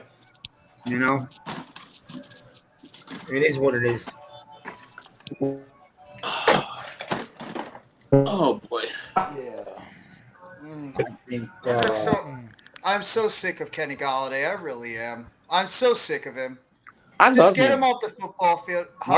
Jeff, you can't even blame him. He's not even in on the field anymore. Like they don't use him. They don't look at him. I don't know why. I'm not over there. Well, I don't know. Every time I saw him on the field, he wasn't doing anything that would make me as a quarterback want to look to target him. I mean, that's what I was seeing from him. That's how he's running down the football field. He was on the field enough. Like I said, I really thought he was going to score that garbage time, that little bullshit touchdown at the end. I thought they were going to just throw the ball to Kenny Golladay in that situation. I thought so too. Let that be his one catch of the game. It's in the top of the link, Rap. If you want to jump on. No, I was flipping the hell out. I'm like, why is this? I'm at the point where why is this guy even on? Why is he even active? If you're not going to use him, put him as an inactive, shut him down for the rest of the season. Because, like you guys have said, look at our wide receiver core. Anybody not named Darius Slayton, Isaiah Hodgins, he's trying, but he's not a top receiver. Richie James, I like him. He's a decent player. I thought he'd be a solid contributor, but let's just be real. If Shepard and Robinson didn't go down with injury and Tony wasn't traded, this guy's our fourth slot receiver. He's maybe our third. He has to play because our wide receiver. He's just forced into the role on this team. Yeah, you know what I mean? He's a number 2 or number 3, and he has to play number 1. And I mean, our tight end position. By the way, for those of you who used to criticize me for Tony, once again, Tony is on the injury report this week. He will not play. So with another hamstring injury. 4 games with Kansas City. Kadarius Toney. 4 games with Kansas City. Okay. He's got a touchdown. That's nice. He's only played about 3 quarters. Why are we still worried about that guy? He's on their team. He's their problem. Because I wanted to mention it.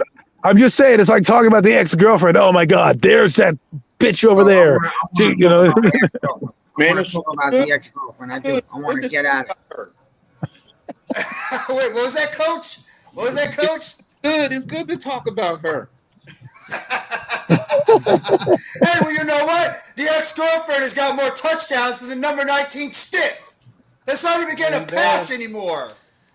He did at least do that. 4 catches for 50 yards on the season. 4 catches for 50 yards. Jeff. Yes, Coach. Down. No, I can't. This one pisses me off. I'm getting pissed off about this one. This dude is starting to piss me off. That's why I'm telling you. Calm down, bro. Calm down. Yeah. He's going to be at this point. He's not even worth the energy anymore at this point, bro. Think about this. He really ain't. How many more games do we have really with him on this team? 6, 7 games? Then he's gone. But he can actually help. He's a receiver. We have nothing besides Slayton at the position. Nothing. He's not really a receiver, man. Come on. He's not even worth sending open. Let me shut up. I'm not going to say the wrong thing. No, say it. He's disappointed. You really want me to say it, Jeff? Me, of all people. I don't care, Coach. You can say it. It's an unfiltered stream. He ain't worth getting the KY jelly for, man. Hey, you know what? You're not wrong. Okay. So he's not a receiver. He's not a receiver. Miss, please. I gave up on the Galladay stuff. Please don't put out another week where Galladay's gonna score a touchdown. Because I was like, Matt, I'm like, they're gonna give it. He's gonna get a fucking touchdown in the end in the corner end zone, and they'll be like, yifty fucking do. It took him a year and a half to finally score. But this team, the biggest problem with this team is stopping the run. We cannot stop the run to save our lives anymore. We are getting gashed up the middle, and that's the biggest problem with this team consistently. Every single game this year, we cannot stop the run. We're running. Our run defense has got to be towards the bottom in the league. We're getting gashed every single week. Pollard and Elliott both killed us in that game. And what does it do? When we can't stop the run, it's going to make it easier for Dak to pick us apart in the secondary. And once again, we got gashed in the run game, and he picked us apart in the secondary against our backup secondary players. Yeah. We have to stop the run better. The super backups. We're talking about guys that were buried deep down in the depth chart. Yeah, exactly. In the process here this season, man. So we out there playing with those guys now. And at the end of the day, man, I think Dable gets this team ready, man, and gets this team prepared for what we got coming, man. I still had the belief in that. I think yesterday still told me at least that much. That look, we were undermanned. We get some of those guys back. We're a different football team. It just is what it is. We didn't have them yesterday. We didn't have the horses to do it. We couldn't get the job done. But they showed me that this team too. Like I said, they play with that heart. They play with that fight, and they did what they could do given the such circumstances. You know, things gonna get better, I believe, and I think the Giants do get the job done. They're gonna get those couple wins they need to secure at least that wild card spot. I feel the belief in that. I don't think this team is not laying down for anybody.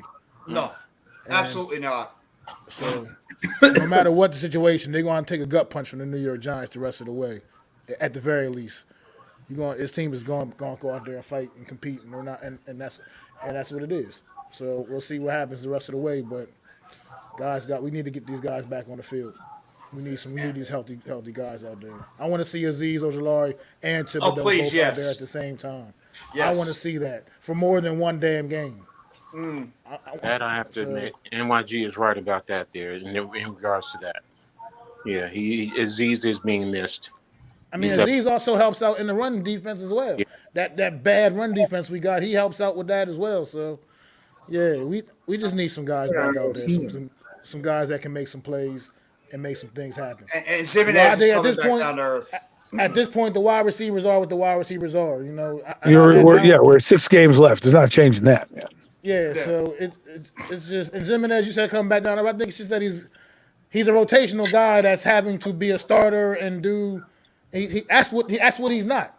He's that guy that would have been good to just be rotating them in, giving Aziz Thibodeau a blow here and there.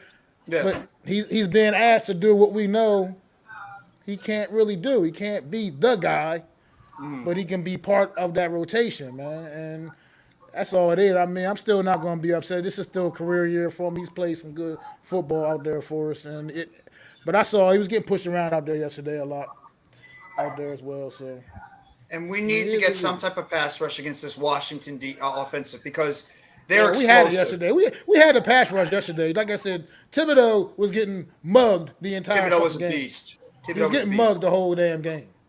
So that's a fact. He was getting mugged the entire game. Yeah. He was getting around that edge. He was getting around that edge basically at will. Yeah. That's where counter moves are going to have to come into play with him as he develops and grows. Because he does rely on one move, whether it's a bull rush, the single extend, the speed. You know, sometimes he has to work on, setting up a secondary move with a primary move that will help get rid of those holding calls. Yeah. You know, because if you stem to the outside, get the tackle to twist, now you can loop back up into the inside with an inside counter move. That'll get rid of the holding calls, but that'll also let him get to the quarterbacks a little bit quicker. It's just little things. He's a rookie. He's going to learn. Right. And those are some of the things that he had to work on coming out of college anyway. So Exactly. Absolutely. But we all see it. We all see the explosiveness, the power. Once he puts it together, yes. Him and Ojolari, and now with everyone else, if they could just be rotational pieces, yes, then it changes the whole complexity. And if we have good rotational pieces that, somebody goes down, we can make do with them for a game or two, then they come back. That's different, But when you rely on them, I think, Adam, you said it. Yeah, when you got to rely on the bottom of the barrel, it changes the whole complexity of your team. So, right. Well, I look at it like this. Thibodeau, you're right, Coach. He has one move. He needs a spin, like I said, a counter, or the up chuck move that like Von Miller does, where he puts his hand in your armpit and like throws you to the side. And I think maybe his strength is one of the things he needed to work on in college. I know that there was rumors that he may be dogging it. Maybe it was in the weight room a little bit because he's not like Ojolari's physique coming out was NFL physique. This guy looked like He worked out, but like maybe he needs to hit the weight room a little bit more. And once he gets there, let's hope it doesn't take away from his speed, because I believe he has all the tools to become one of the next giant great pass rushers right now. Exactly. But my concern is with what Jeff said is like our offense is what my concern is right now, because they right now are struggling, whether we like to admit it, they're struggling. Okay, they can't put up that many points, and if they don't have a run game, they don't have much of anything. And what I'm looking at is, and we'll find out tomorrow more about this Commanders defense, if they are legit. If they put a hurting on this Atlanta team, how will they match up against us? I know a lot of people are looking at the Crimson Red and saying, well, Daniel's great against them. We're 4-1 and blah, blah, blah. Well, we got to respect them if they win the game on Sunday, because they're going to come in and they're going to be like, look, why not us? Why not us? You know what I mean? And so the Giants got to play at their best, got to figure out a way to score points. And whether that's putting Barkley out on an island or something like that. I know they did a couple 2-back sets, some trickery over there with Gary Brightwell and Barkley in the backfield. I don't know what they got to do, but that's my main concern going in is can we keep up with these teams in a track meet? Because you saw it with the Cowboys, you saw it with the Lions. Once they start to get up 2 scores, if we don't get turnovers or we don't get the opportunities that we sometimes get in these games, it's going to be a struggle. We need to win in the trenches. That's the biggest thing going into this game. We have to win in the trenches. That is the number one key going against this Commanders team because they got weapons on the outside. And if we don't get some help in that secondary and our pass rush can't inflict any type of movement against that offensive line, Dotson, McLaurin, Samuel, whoever it is, they will pick us apart in our secondary. We have to get a pass rush, and our offensive line has got to do a good job against their pass rush because their pass rush is good too. They got those 2 defensive tackles in the middle with Payne and with Allen. Those guys can move up the middle, and they're good against the run. And even if Montez Sweat is not bad, and even if Chase Young is 60 or 70% of the player he was, he's still a threat on that outside. So this is a game where we have to find a way to make sure we win in the trenches because if we don't, it could be a long day. Oh, it will be a long day. Because that's the point blank and the bottom line is the New York Giants' identity is bully ball, running people out, running the ball down your throat. We got to reestablish that. We have lost that these last couple of games. We haven't been able to run that football against the Cowboys effectively. We weren't able to run the football against the Detroit Lions effectively. So we got to get that back because that's what we do. Like I said, our wide receivers are what they are.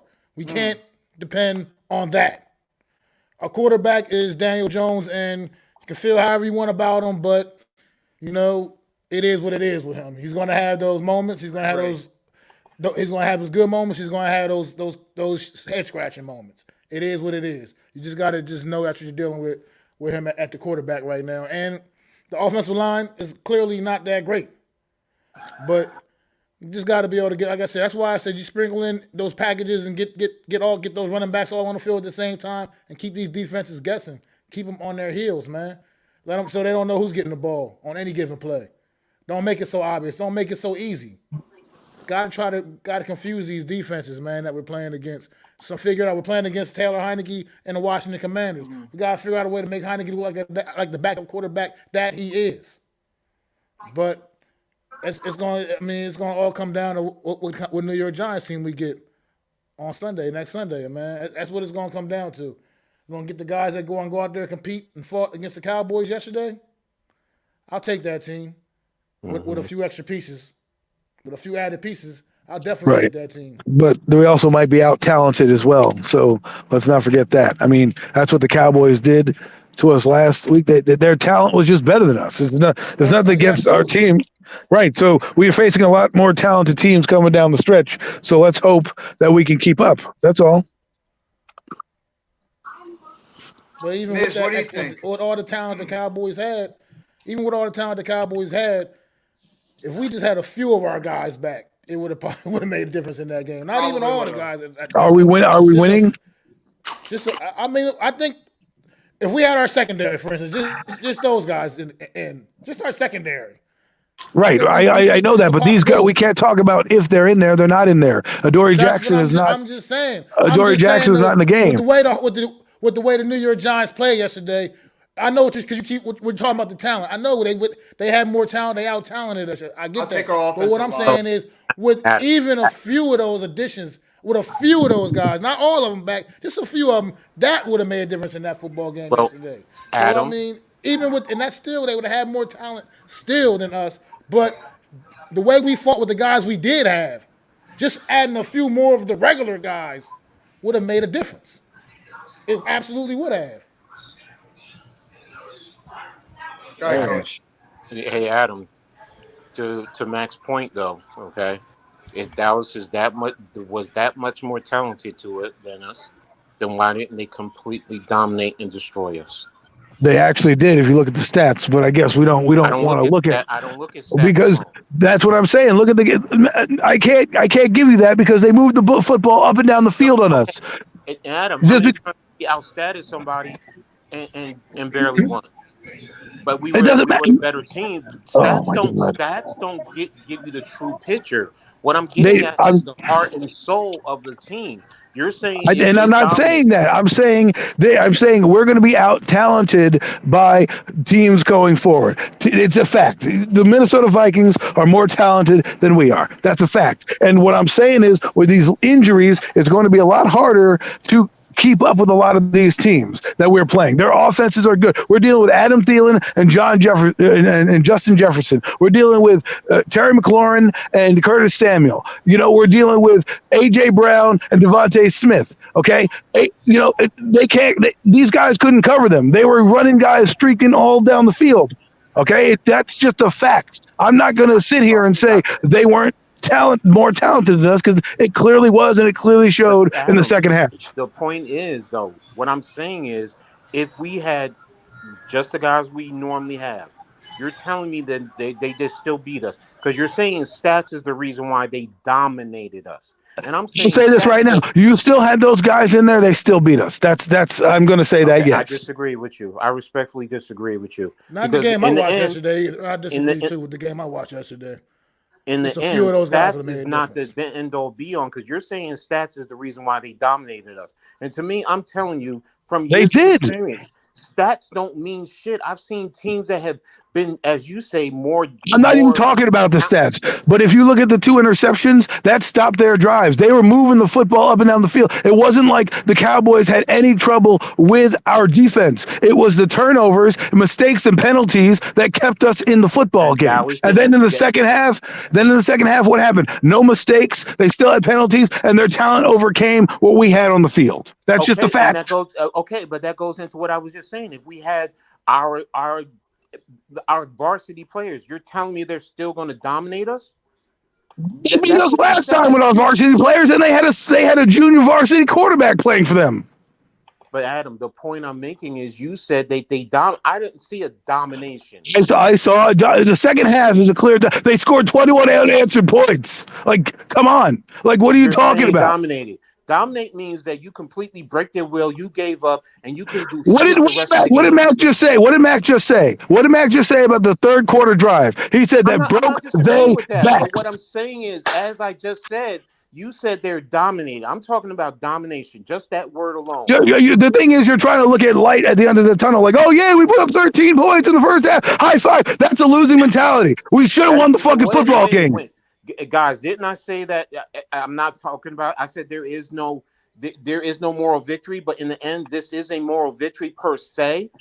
I understand with you. I love Dable's fact of the matter that he was pissed off that we lost. We're supposed to be out there winning with what we have. But the bottom line is, if you're saying that they dominated us with the players that we had out there, they did. As Mac is saying, if we just had some of our guys, then that's going to counter what you just said. You asked me if we would still lose the game with those guys on the field. Dominate. Okay, fine. Maybe they don't dominate us with our guys on the field. We still lose the football game. However you want to slice it. I don't agree with that either. Okay. I think you're putting a lot of stock in players that were playing okay. You know what I mean? Like, you're saying we're going to lose. You're saying it's. I didn't say we were going to lose. You know what, man? Okay, maybe it's me. I'm sorry. Maybe I misunderstood and misinterpreted what you were saying, because I thought you just said if we had the guys, we still lose. That's what I thought you just said. Right. I still think we have less talent, and we would have lost that game regardless of who's on the field. Okay. I'm just saying. Look, here's the thing. But you don't want to take that point of view, and I'm sorry you don't want to do that. Here's the thing about the less talent thing, and I said this to you before, Adam.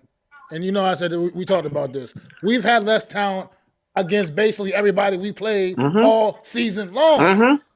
Yes, but we overachieved. That's the difference between what we did. That's and exactly we did. And guess what? So we couldn't overcome guys. If we had some of our better guys out there yesterday with the way that game played out. Look, they gave us. It would have been a different ball game. They gave us 2 possessions inside the 41-yard line. Right, we come away with 3 points. I mean, come on. We were outmanned in that game in all facets. Just because in the first half we had a flare up of, hey, we scored some points. We didn't do anything in the second half. Nothing. Not until the end of the game, where I just said for 7 minutes we handed the ball off as if we were killing the clock ourselves. Like, I don't understand that. There's a lot of things in this game that we can go off of and say, if they hit a few passes in the first quarter because they were out of sync, this game is a track meet. But they didn't. So those things happen. You have to take advantage of it. But at the end of the day, the Giants could not play their brand of football. And when they had to play with the Cowboys and come back in the game, they couldn't do it. And then they did basically nothing for a whole half of football. Okay. This is good stuff, by the way. I love this. I absolutely love this good stuff. Miz, you know what, Miz, you've been really quiet lately. Why don't you talk your talk right now? I mean, listen, man. I'm going to be real right now. A lot of things Adam says is true, and it hurts the fan base to want to believe that. But on the other side, I do think the Giants will beat Washington next week. You want me to give my reasons? I ain't got no reasons. I guess I'm talking from the heart. As we get closer to the game, let me see who comes back. That's being real. But I'm going to say Dabo's going to come up with a game plan on these 10 days to save our season, at least for a week. And I'm going to say that we're going to have a very loud home stadium. And I'm going to go with those 2 reasons. But a lot of things Adam says, Adam slaps you with the reality, and a lot of people don't like the way Adam says it because he's got that deep, angry voice. But I'm gonna be real, man. I get mad at Adam all the time. Adam knows I get mad at him a lot, but he does make some good points, Coach. Some good points. I'm not disputing some of his points, but what I'm saying is because he says, even with the talent that we're missing, we still lose. What I'm saying is you can never say we're still going to lose. Does it make it more difficult and more challenging? Yes. I'm not going to. I mean, we lost the first game. We had all our horses that we lost the football game. No matter what, we're going to. Okay. If that's I'm sorry, a team is better than you. What I'm saying is, Adam, you've played ball. It. And what I'm saying is to say that we still lose. The key word is the word still. What I'm saying is if that's the case, when we played the Patriots, when they were undefeated, shouldn't we have still lost? No. But that's a different scenario because you're not. What I'm getting at is the heart and soul of the team. I get where you're going. Nobody is disputing that, Coach. I'm not saying we don't have heart. We're not going to go out and play hard, and a bounce could go our way. What I'm saying is we don't have the horses to run with the thoroughbreds that are going to be running right now, and it's going to show up in some of these games where we have to grind it out. Some games, and these last 6 games are going to be some of those games because there are going to be teams right now that have that on paper, and I know they don't want to talk about it on paper, but they've also been backing it up on the field, have more talent than us, and have guys that are going to beat our matchups. And if they play their game and we play our game, they're probably going to beat us on sheer talent alone. Thank you. Adam, every team we got left on our schedule, every game left on our schedule is a team that has more talent than us, including the Indianapolis Colts. Every team. But I don't think you're understanding what you don't understand. No, we're raising the bar now. You just pointed to what I was just saying. You just said because you just said instead of still, you said probably. Yeah, am I playing on words? Yeah, I am. I'm being honest. I'm playing on words. You're hanging on something. You're saying still as opposed to probably. That's all I'm saying, and that's all I'm getting at. I look at it like this: if we're probably going to lose, and the majority is we lose, and we lose those guys, a loss is a loss is a loss. I'm sorry, the wordage is not correct. What I'm saying is, in these games, I'm a coach too much. Agrees with you, Adam. I'm a terrible English major. That's not what I majored in college. I majored in stupidity. That's what I majored in. BS. I'm not calling you. You know what I'm saying? I'm sorry to take it that I'm calling you stupid. I am not calling you. No. Before you're a very intelligent man.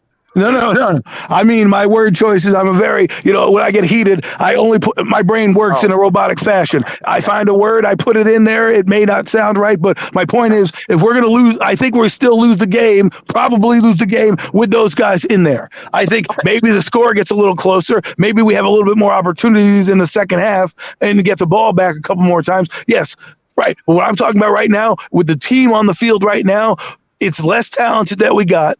We are going to face better quarterbacks than we faced all season, and every game's a playoff game because now mistakes are going to matter. Those guys overcame their mistakes, right? Not every team did against the Giants. Those guys weathered their own storm, their own penalties, and then put it together and said, look, we can run the football. We're going to get back to doing that because we're blowing this team off the line, and that's how we're going to win the football game. And that's what they did in the third quarter when Matt came out. That's what they imposed their will on us, and that changed the whole complexion of the football game because after that, the whole defense was gassed. And that's so, guys. Go ahead. So, since we're talking about this game, we're getting in depth with it. What is all your individual game plans that you would like to see the New York Giants implement going into this game against the Commanders? Every single one of you guys, throughout your game plans of what you want to see this Giants team doing. If you were the head coach, I'm going to look at film more than just throw something out right now. If based on everything I've seen so far, and no one is coming back. Offensively, yeah, I'm still doing what we normally do, trying to run the ball as best we can, attacking, especially up the gut. Yes. Do they have talent there that can, withstand that? Yes. But defensively, I'm attacking them with the run game more than anything. And then defensively, I'm trying to make them one-dimensional. And to be honest with you, I want to take away their run game and attack Heineke. Well, what about you? Matt, go ahead. I was going to say, look, offensively, I'm going to just speak off what I want to see offensively. At this point, because our playmaker situation is, as we all know, is atrocious. It's horrible. So we need to get our best guys out there. Whether that's having 3 running backs on the field at the same damn time. And like I said, Breida and Barkley can do things in the pass game. They can be utilized like wide receivers in a sense, get them in the slot, do something with them. If you got Brightwell in the backfield, you want to get some movement. You get your best playmakers out on the field because right now, we just need anything that can spark this offense. Anything that can spark. We need anybody on that field offensively that wants to make a play and wants to go out there. And like Slayton made that one great play, the big catch, the 50-50 ball. Jones threw down the field to him. Good shit. Slayton went up there and got it. We need more of that. We need guys out there that want to make plays, that want to actually make plays. Like I said, and you saw when we were bringing those extra running backs in, Brightwell was starting to gash him a little bit, getting a couple nice runs, a couple nice alleys. Like you gotta do things. Keep a defense all balanced. We don't have the talent to just go straight up at a defense and be like, look, this is what we're gonna do because we're this good. We're not that good offensively at all. We got to do things to try to make these guys think about it. And I think that's what I want to see. I want to see that. I want to see them get these guys ready with some type of offensive game plan like that, where you're going to keep a defense all balanced and actually put some damn points on the board. What about the other side of the field, Mac? Well, figure out a way to shore up that run defense first and foremost, because that's just, like I said, our linebacker play is absolutely terrible. It's absolutely terrible, and teams are just gashing right up the middle in the run game. That's what's hurting me the most because it's right up the gut, pretty much. So we gotta figure out a way to shore that up, and that back end, unless we get guys back in the lineup, it's just gonna be what it's gonna be. Like I said, Rodarius Williams gave me a little bit of reason of optimism to feel confident in his abilities to hold things down a little bit, but Cordell Flott, give me a break. And like I said, Darnay Holmes. You gotta definitely figure something out, young man. So he's a target now. So, right now, Rodarius Williams in the role he's thrusted in, at least he looks like he's somewhat competent, at least. Yeah, I agree. See how that lasts, but other than that, like I said, we're hurting all across secondary. It's not even just the corners. Obviously, we are desperately missing Xavier McKinney, obviously as well. This defense is go out there and do what you can do. Do the best you got. Give me a pass rush. Get home. Get some sacks. Disrupt the Taylor Heineke, and we'll see what happens, man. But other than that, I don't have much to say because I don't know what we can who's going to be out there and what I can expect. You already said a lot, so What about you, Coach Adam? Coach Adam, yeah, I'll tell you what we need to do. Blitz the fucking shit out of these guys. No, I'm just kidding. Real strategy is what we need to do is we need to focus on ball control because right now we can't throw our way out of a game right now. And right now, until we can find an offensive line that's consistent, we're going to have to figure out a way to, I don't know, score some points because I feel like Washington is going to come in here, win, lose, or draw on Sunday, and look at the same way we are, saying, "Hey, listen, these guys beat us every time.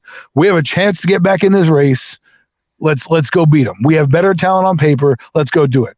And if they get their running game going and they start to develop a run game, that's going to be advantage Commanders.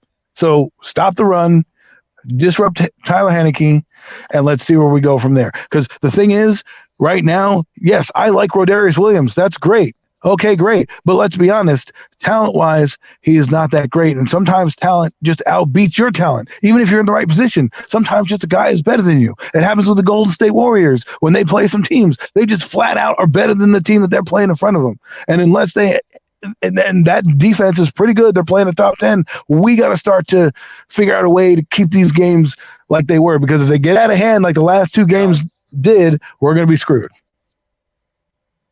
The link's in the chat, Alex, if you want to hop on for a little bit and join the panel. What about the other side of the ball, Adam? Defensively, it's going to be tough, man. It really is. I don't know how we're going to do it.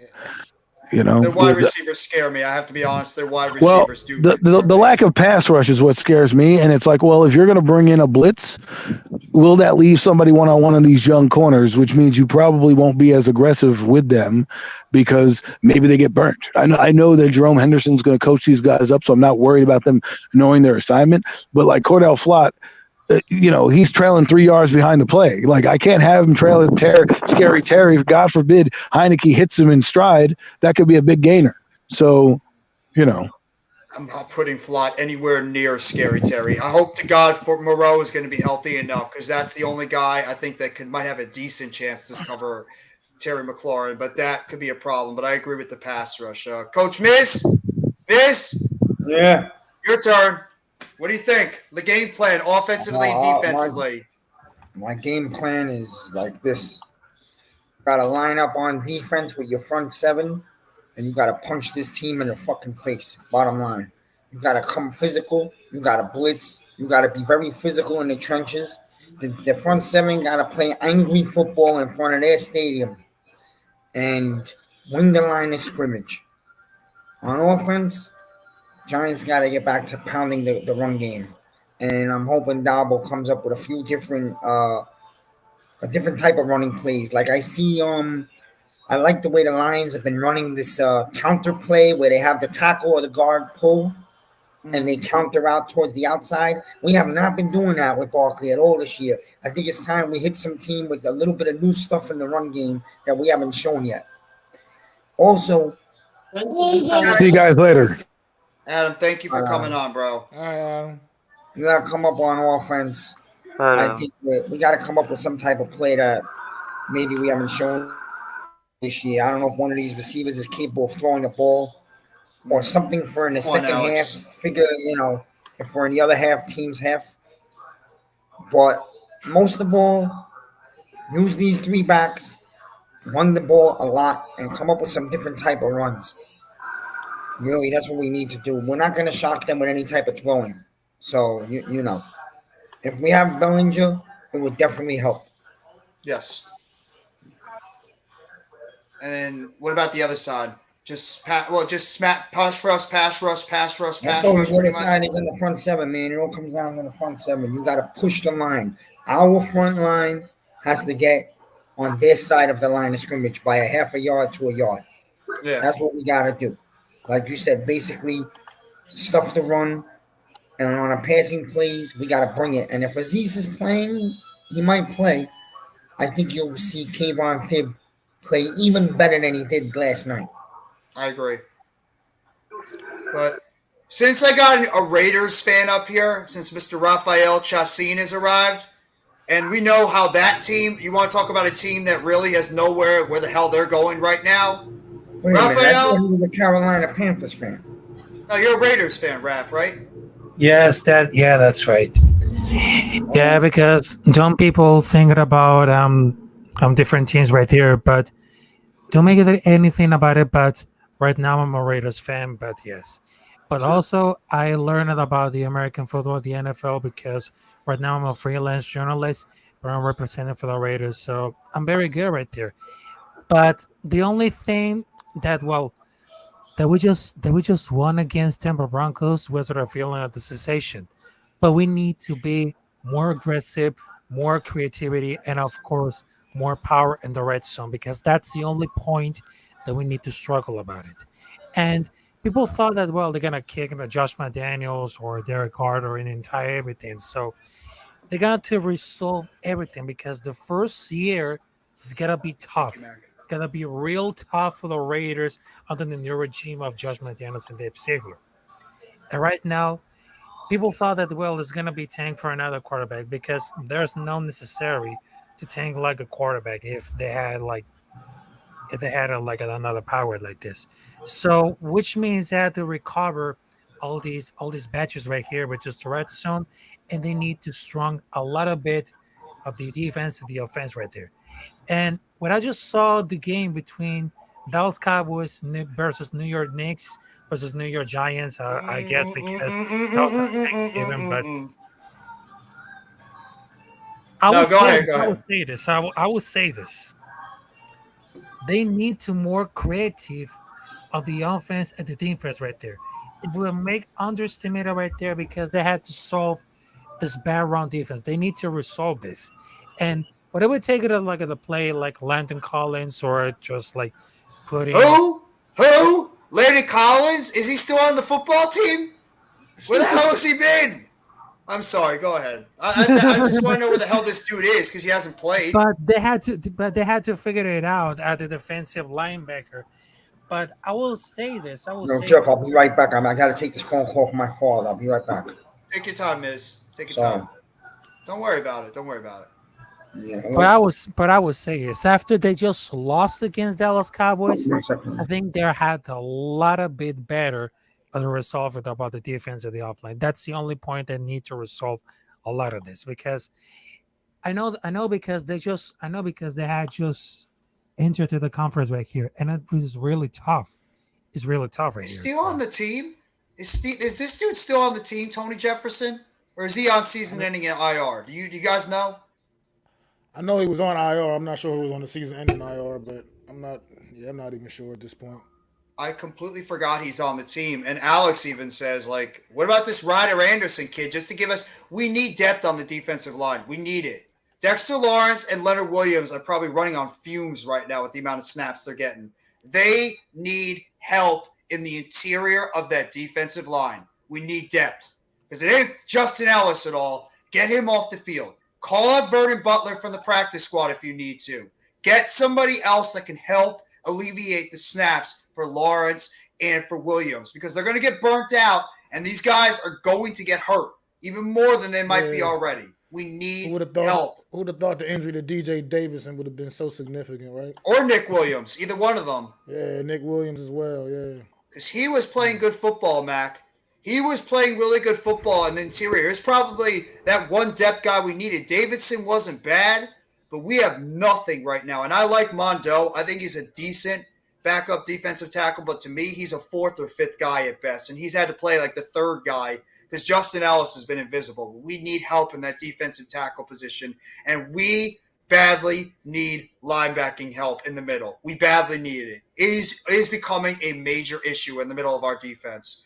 I mean, Jalen Smith, he makes some decent plays in the game, but he's been really, really breaking down in the run game. McFadden, I think he's just a rookie that needs to learn. He needs to learn the game a lot more because I think he's been thrown in there and playing a lot more than he should. He should be eased into the game. I think that Darian Beavers injury killed us overall. I think he would have been such an important help in the middle of that defense. Yes, he's a rookie too, but I think he would have done a better job in the interior defense.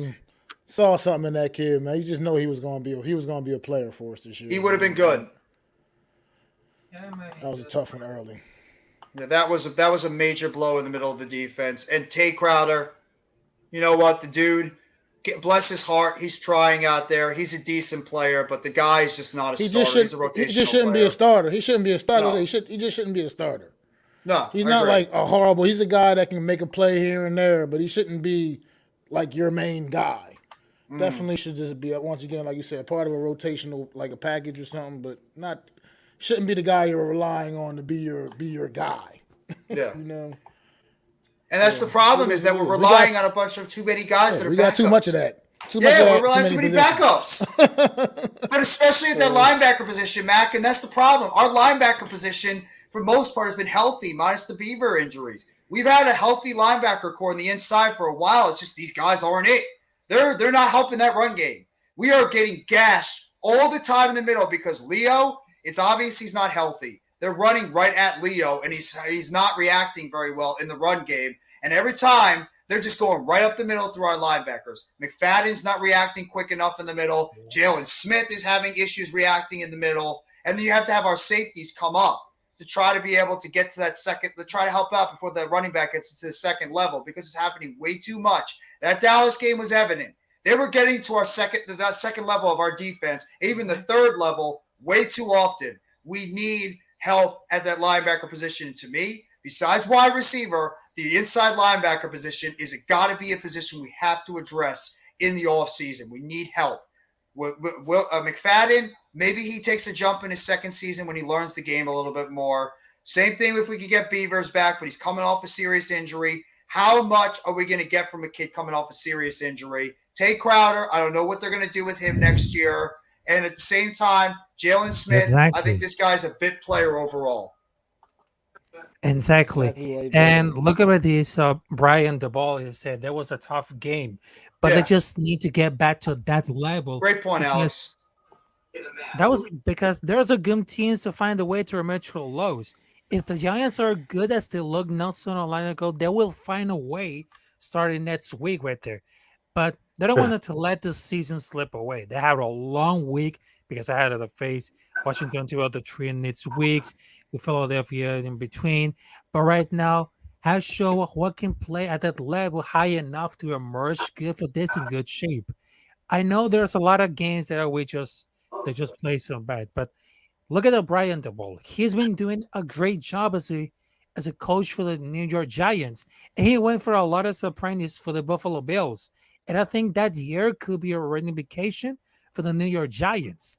And of course, the last season went worse, but look at what we got over here for the decision right here.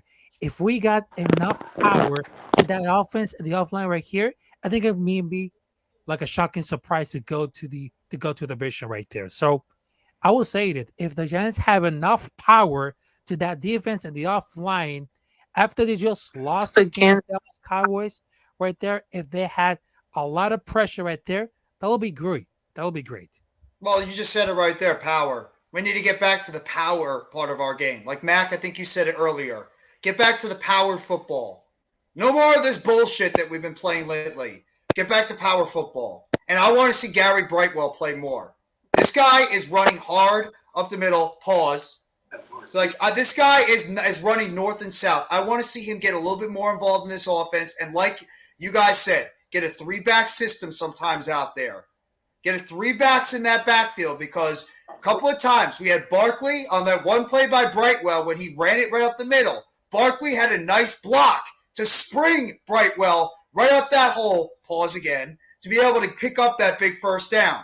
I want to see them mix and match these running backs in here, and if anything, it's going to help ease up the amount of snaps you're going to put on Barkley because we all have seen he's clearly not 100%. That shoulder is bothering him, and he's starting to dance again. Barkley's starting to get the dancing going on again in the backfield. And it probably has to do with the offensive line in a way, too, because we're playing with our 4th-string left guard, our backup center, even though he should be our starting center, and our backup right tackle. We need to start getting to some power football again, and you have to mix and match your running backs in there, give them something they haven't seen yet. And that 3-back play that we play sometimes out there on the field, it's starting to work. Try it out more. Well, like I said, I think with that, it's just more of a point of just getting your absolute, maximizing your offensive talent on the field at this point. That's how depleted we are at the wide receiver position, that we just need to just maximize the offensive talent on the field, and that's maximizing it by having those guys out there at the same time as being part of the best 11 offensive guys we got, then that's what we got to do. I just feel like that's what we need to do right now because we're obviously not getting off now number 19. He's a joke.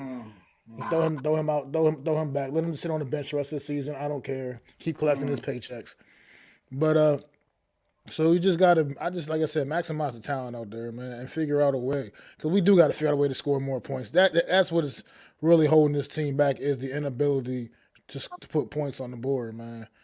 And we got to figure that out going down the stretch right now here. And this is the time of the year where you also got to be able to run the football. Have to. This is that time of the year, man. You're gonna be playing in some weird weather games, windy, just cold in general, whatever. It might get some snow depending on where you're playing at. Got to be able to run the football this time of the year, man. We got to get that back into this offense because that's what was holding us down through our good start to this season. And we're not constructed to go out there and pass our way into victory. It's just not. We're just not constructed that way. It is what it is. Yeah, we're not winning many football games in shootouts. If we have to play in shootouts, we're not winning many football games because we just don't have the offensive firepower to be able to keep up with some of these teams that they're able to put up a lot of points on our defense. That's what's going to make our pass rush and our offensive line. That's where it's got to start in the trenches. If our trenches start playing the way that they did earlier in the season, then we're going to have a good chance to pull off these victories. But if our offensive and defensive lines mixed in with the outside linebackers can't pick up their play and get more of a pass rush and protect our quarterback and open up the holes for the running game, we're not. It's going to be a big time struggle for the rest of the season. So it's got to start with the trenches. But Coach, you've been a little quiet lately. What do you think? I'm sorry. I'm watching Al Bundy. What do you think? No, it's all good. It's all good. I'm sorry. I got caught in this one and I just lost myself. No, don't ever feel sorry about that. We all love that. We all love good old Al Bundy. It was just the one where he got two girls in his dream fighting over him. So you know that's the one. I'm sorry. You couldn't tell with the smile on my face. Oh my god! That was such a good episode. Yes. It was. That was such a great show in general. Yes, I'm sorry. I'm back. I cut off the TV. I'm back. I'm sorry. No, don't ever apologize about it. Don't ever apologize about something like that. All right, where were we at now? I'm sorry. What were we talking about? What team? We've been talking about the Giants, like about the offensive and defensive line. They need to get, establish themselves again like they did earlier in the season. And same thing with maybe change it up a little bit, get your best personnel on the field, and it could be the three running backs all in the same time and go heavy personnel. Three running backs. It's definitely interesting. I like the thought of that. Not as a primary offense, but yes, as a change of pace. Yes, definitely. Because how our team's going to match up, especially if you have Barkley. If you flex Barkley out, how are they going to defend that? But now if you bring him in motion, you can put him in an orbit motion, going around. How does the defense, are they playing zone? Are they doing man? If they're in man, what are they doing? And we saw what Brightwell did yesterday when they did do that and he attacked up inside. I think he had 10-yard runs back to back. So, yes, I like that. You can also, sneak Breida out into the flats, in certain passing situations. But yeah, I like that concept of, doing that, even if you go three backs, two wide receivers, because it forces the defense to how are you matching up with that? Because that's the biggest thing. Getting back to trench warfare, that's the biggest thing. That's key to everything in football. If you're not winning the trenches, I don't care who's back there, quarterback, running back, who's running routes. You can't do anything if you're not winning the trenches. So, we were talking way earlier, and I was thinking, because I think you said this before, Jeff, that about what's his name at left guard missing, that we've missed him. So Bredesen. Yeah. Is it now that really he's the key to a lot of the things that we've been doing on the offensive line? Because at the beginning of the season, I wouldn't have thought he was that big of a factor. But with everything that everywhere that we've been going and the issues that we've been having with the left guard, yes, Azudu is a rookie, so he has to develop. So he's probably more talented than Bredesen, but Bredesen's experience, allows us to do a lot more things offensively, and it allowed us to be more physical in the run game. So, the run game is going to be key, offensively, which is where we're in the trenches. We need to win. Defensively, we do definitely need to figure out how to stop the run, because if you had told me with Leo and Dexter, teams would gash us right up the middle from time to time, I would have said no way. But in the same token, these guys are tired. I think they had a stat out. I believe Leo was out there 73% of the times, and Dexter was like around 69% of the time yesterday. Can't have that with your defensive Yeah, linemen. You're going to get burnt out. Exactly. And one game, 2 games is fine, but if you're doing that every game, yes, they wear down towards the end of the season where they're not going to be fresh, and that's where we need, guys like DJ Davison, Nick Williams, whoever else. What's happening with Jelly? I thought he would have been perfect for, Wink's defense because he knows it, but he's becoming what's his name from last year? Danny Shelton. Yeah. I mean, it's I can go out there with my damn walker and do a better job than he can. And I mean I'm being dead serious, man, because you could. It's for someone to be as big as he is, I can't understand how he gets washed the way he does. As long as you stabilize yourself, it makes it harder for the offensive lineman just to move you out of the way. And that's why teams are starting to attack us in the run game because they know Leo and Dexter are tired, which is getting to the linebackers. Where if we had a rotation that we could give them blows and the guys coming in would at least be serviceable to maintain, I think our linebackers would be a little bit more effective. But when they're getting blocked, if your front line is not eating up the blocks, then the linemen are getting to the linebackers, and that's what you're seeing. You're seeing the gashes right up the middle. And then, Jihad Ward, he was great at setting the edge early, but now he's starting to disappear. I mean, Thibodeau, we knew what we were getting with Tibbs. We knew. He was good, but, he's still a rookie. Aziz, NYG talked about it. Aziz is probably a big piece that's missing, and I didn't. I think this guy's being missed too, Coach. I really believe this guy is being missed all season in the middle. We need this. Darian Beavers has been a bigger loss than we would have expected in the middle of that defense, even as a rookie. Exactly. And I mean he's a rookie, but yeah, he's his size. He would have helped solidify. He would have been able to take on blocks, and be physical because he's what 260, 270. So he's damn near a defensive lineman where 230, 240. He's 6'4". He's a bigger guy up the middle. Exactly. So it changes the dynamic. So yes, we need to. Bottom line, we need to win the trenches more than anything on both sides of the ball. I think if we win the trenches, we get back to doing that. I think it makes the offense and the defense a lot more efficient, as opposed to even when teams are more talented than us. That's why I say with the heart and the soul. If you play with a lot more heart and soul, I've seen it. Guys can be talented, but if you don't play with heart and soul, guys who are less talented will dominate you. Matt, you've played in the trenches, and that you've seen guys who are all the talent in the world, but they don't play with heart and soul. And what happens? So and I get on paper. I understand on paper, and that's why I say it doesn't matter to me what the paper, what stat says. Is what is the heart and soul of this team? And from what I saw yesterday, number one, they did not quit. They did not quit. This team hasn't quit. And that's the biggest thing for me. You know what? We don't have the talent, but I'll take a less talented team, a team full of less talented players, and play a team full of talented players if we have more heart and soul and play with more determination over them any day. That's me. And that's 40 years of experience of coaching. That's 40 years.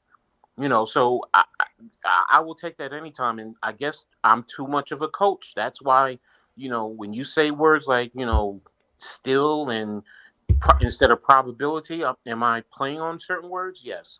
That's why in the trenches, if we fight and we get out there and we Buster Douglas Mike Tyson, I think we have a good chance.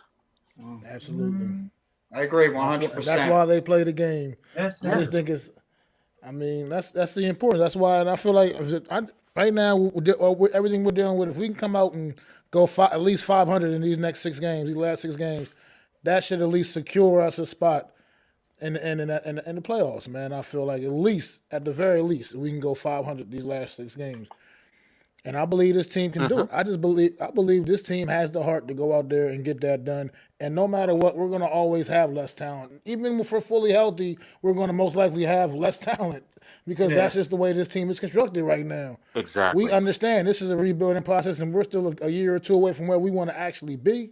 But this is very promising, a very promising start to this rebuild. And at the end of the day, that's the biggest thing where most fans, and I get it.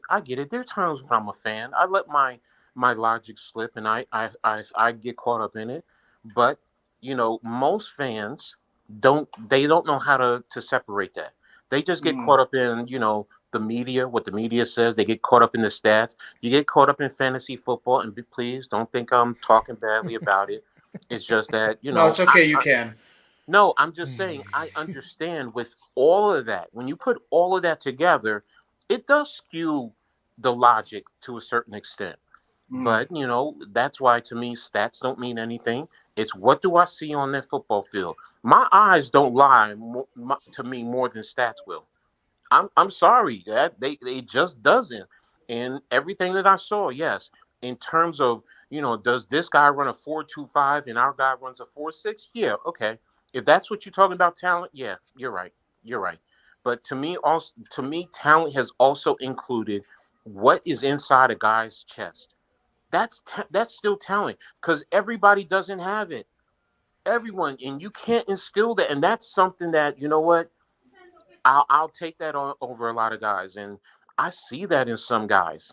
I see that in some of these guys on this team. Will they be good bench players going forward once we get other talent in here? Yes. And will they help us at that point in time? Yes. But that's me. I'm just a little old coach. That's just how I see it. No, I can't.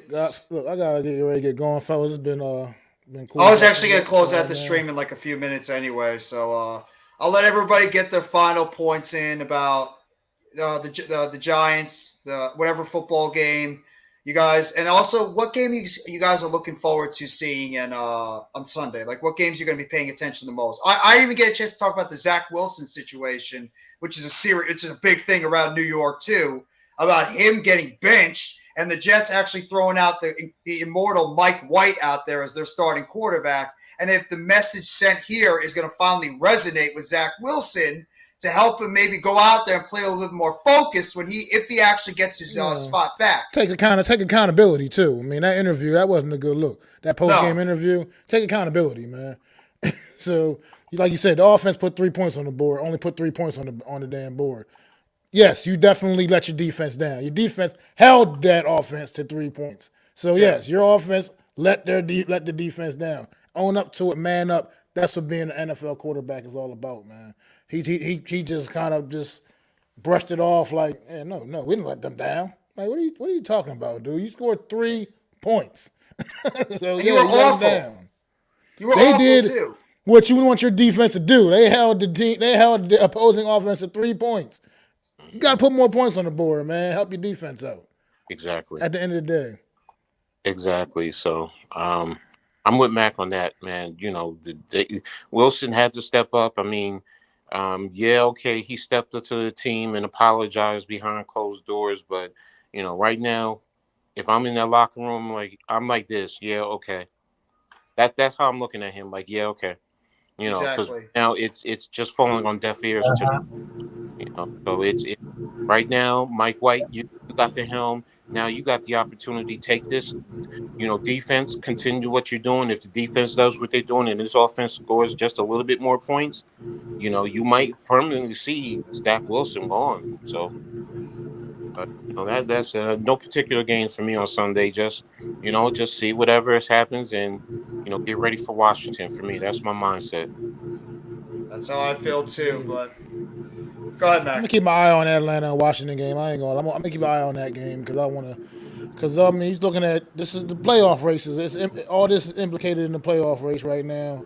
Washington is sniffing a little closer on our heels, so I would like to see them take an L on Sunday for sure. I hope Atlanta can get that done.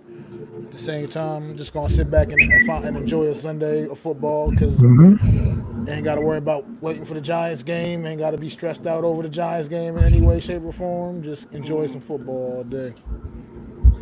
And Raph, what about your Raiders, real quickly, before we close it out? Right now, the Raiders had versus Seahawks on Sunday. That's the most thing that I was looking for. But also, there's another games like Los Angeles Rams versus Kansas City Chiefs, and of course, Green Bay Packers versus Philadelphia Eagles.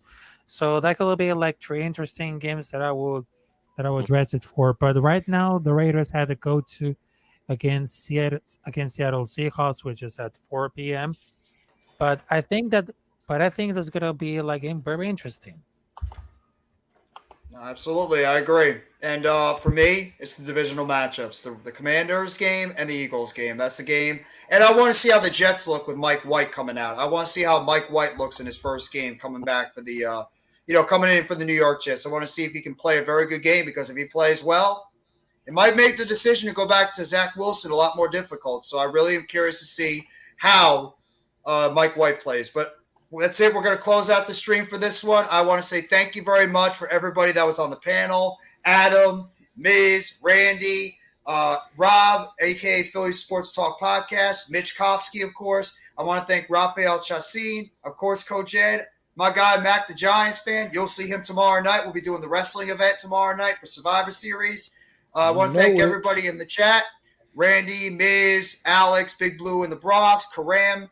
Can't forget about you, Almighty Finesse, Nova Nebula. Got to talk about Tudo. Can't forget about Tudo. All the support he gives us all the time in the New York Giants community, no matter who it is. Got to talk about our guy, where the heck was he? Alexander, big Cowboys fan. Can't disrespect him. I know how much Big Fridge. Know how much Alex loves his fans. Just want to make sure I shout out everybody. I don't want to miss anybody. SK Reggie, I can't forget about you, bro. CWE Bed Stewie, the amount of support you show me with the Nets all the time.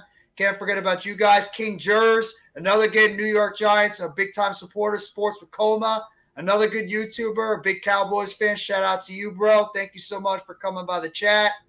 I just want to make sure I don't skip anybody. Let me see. Just trying to make sure I don't skip anybody. I apologize if I'm taking up anybody's time if they want to jump off.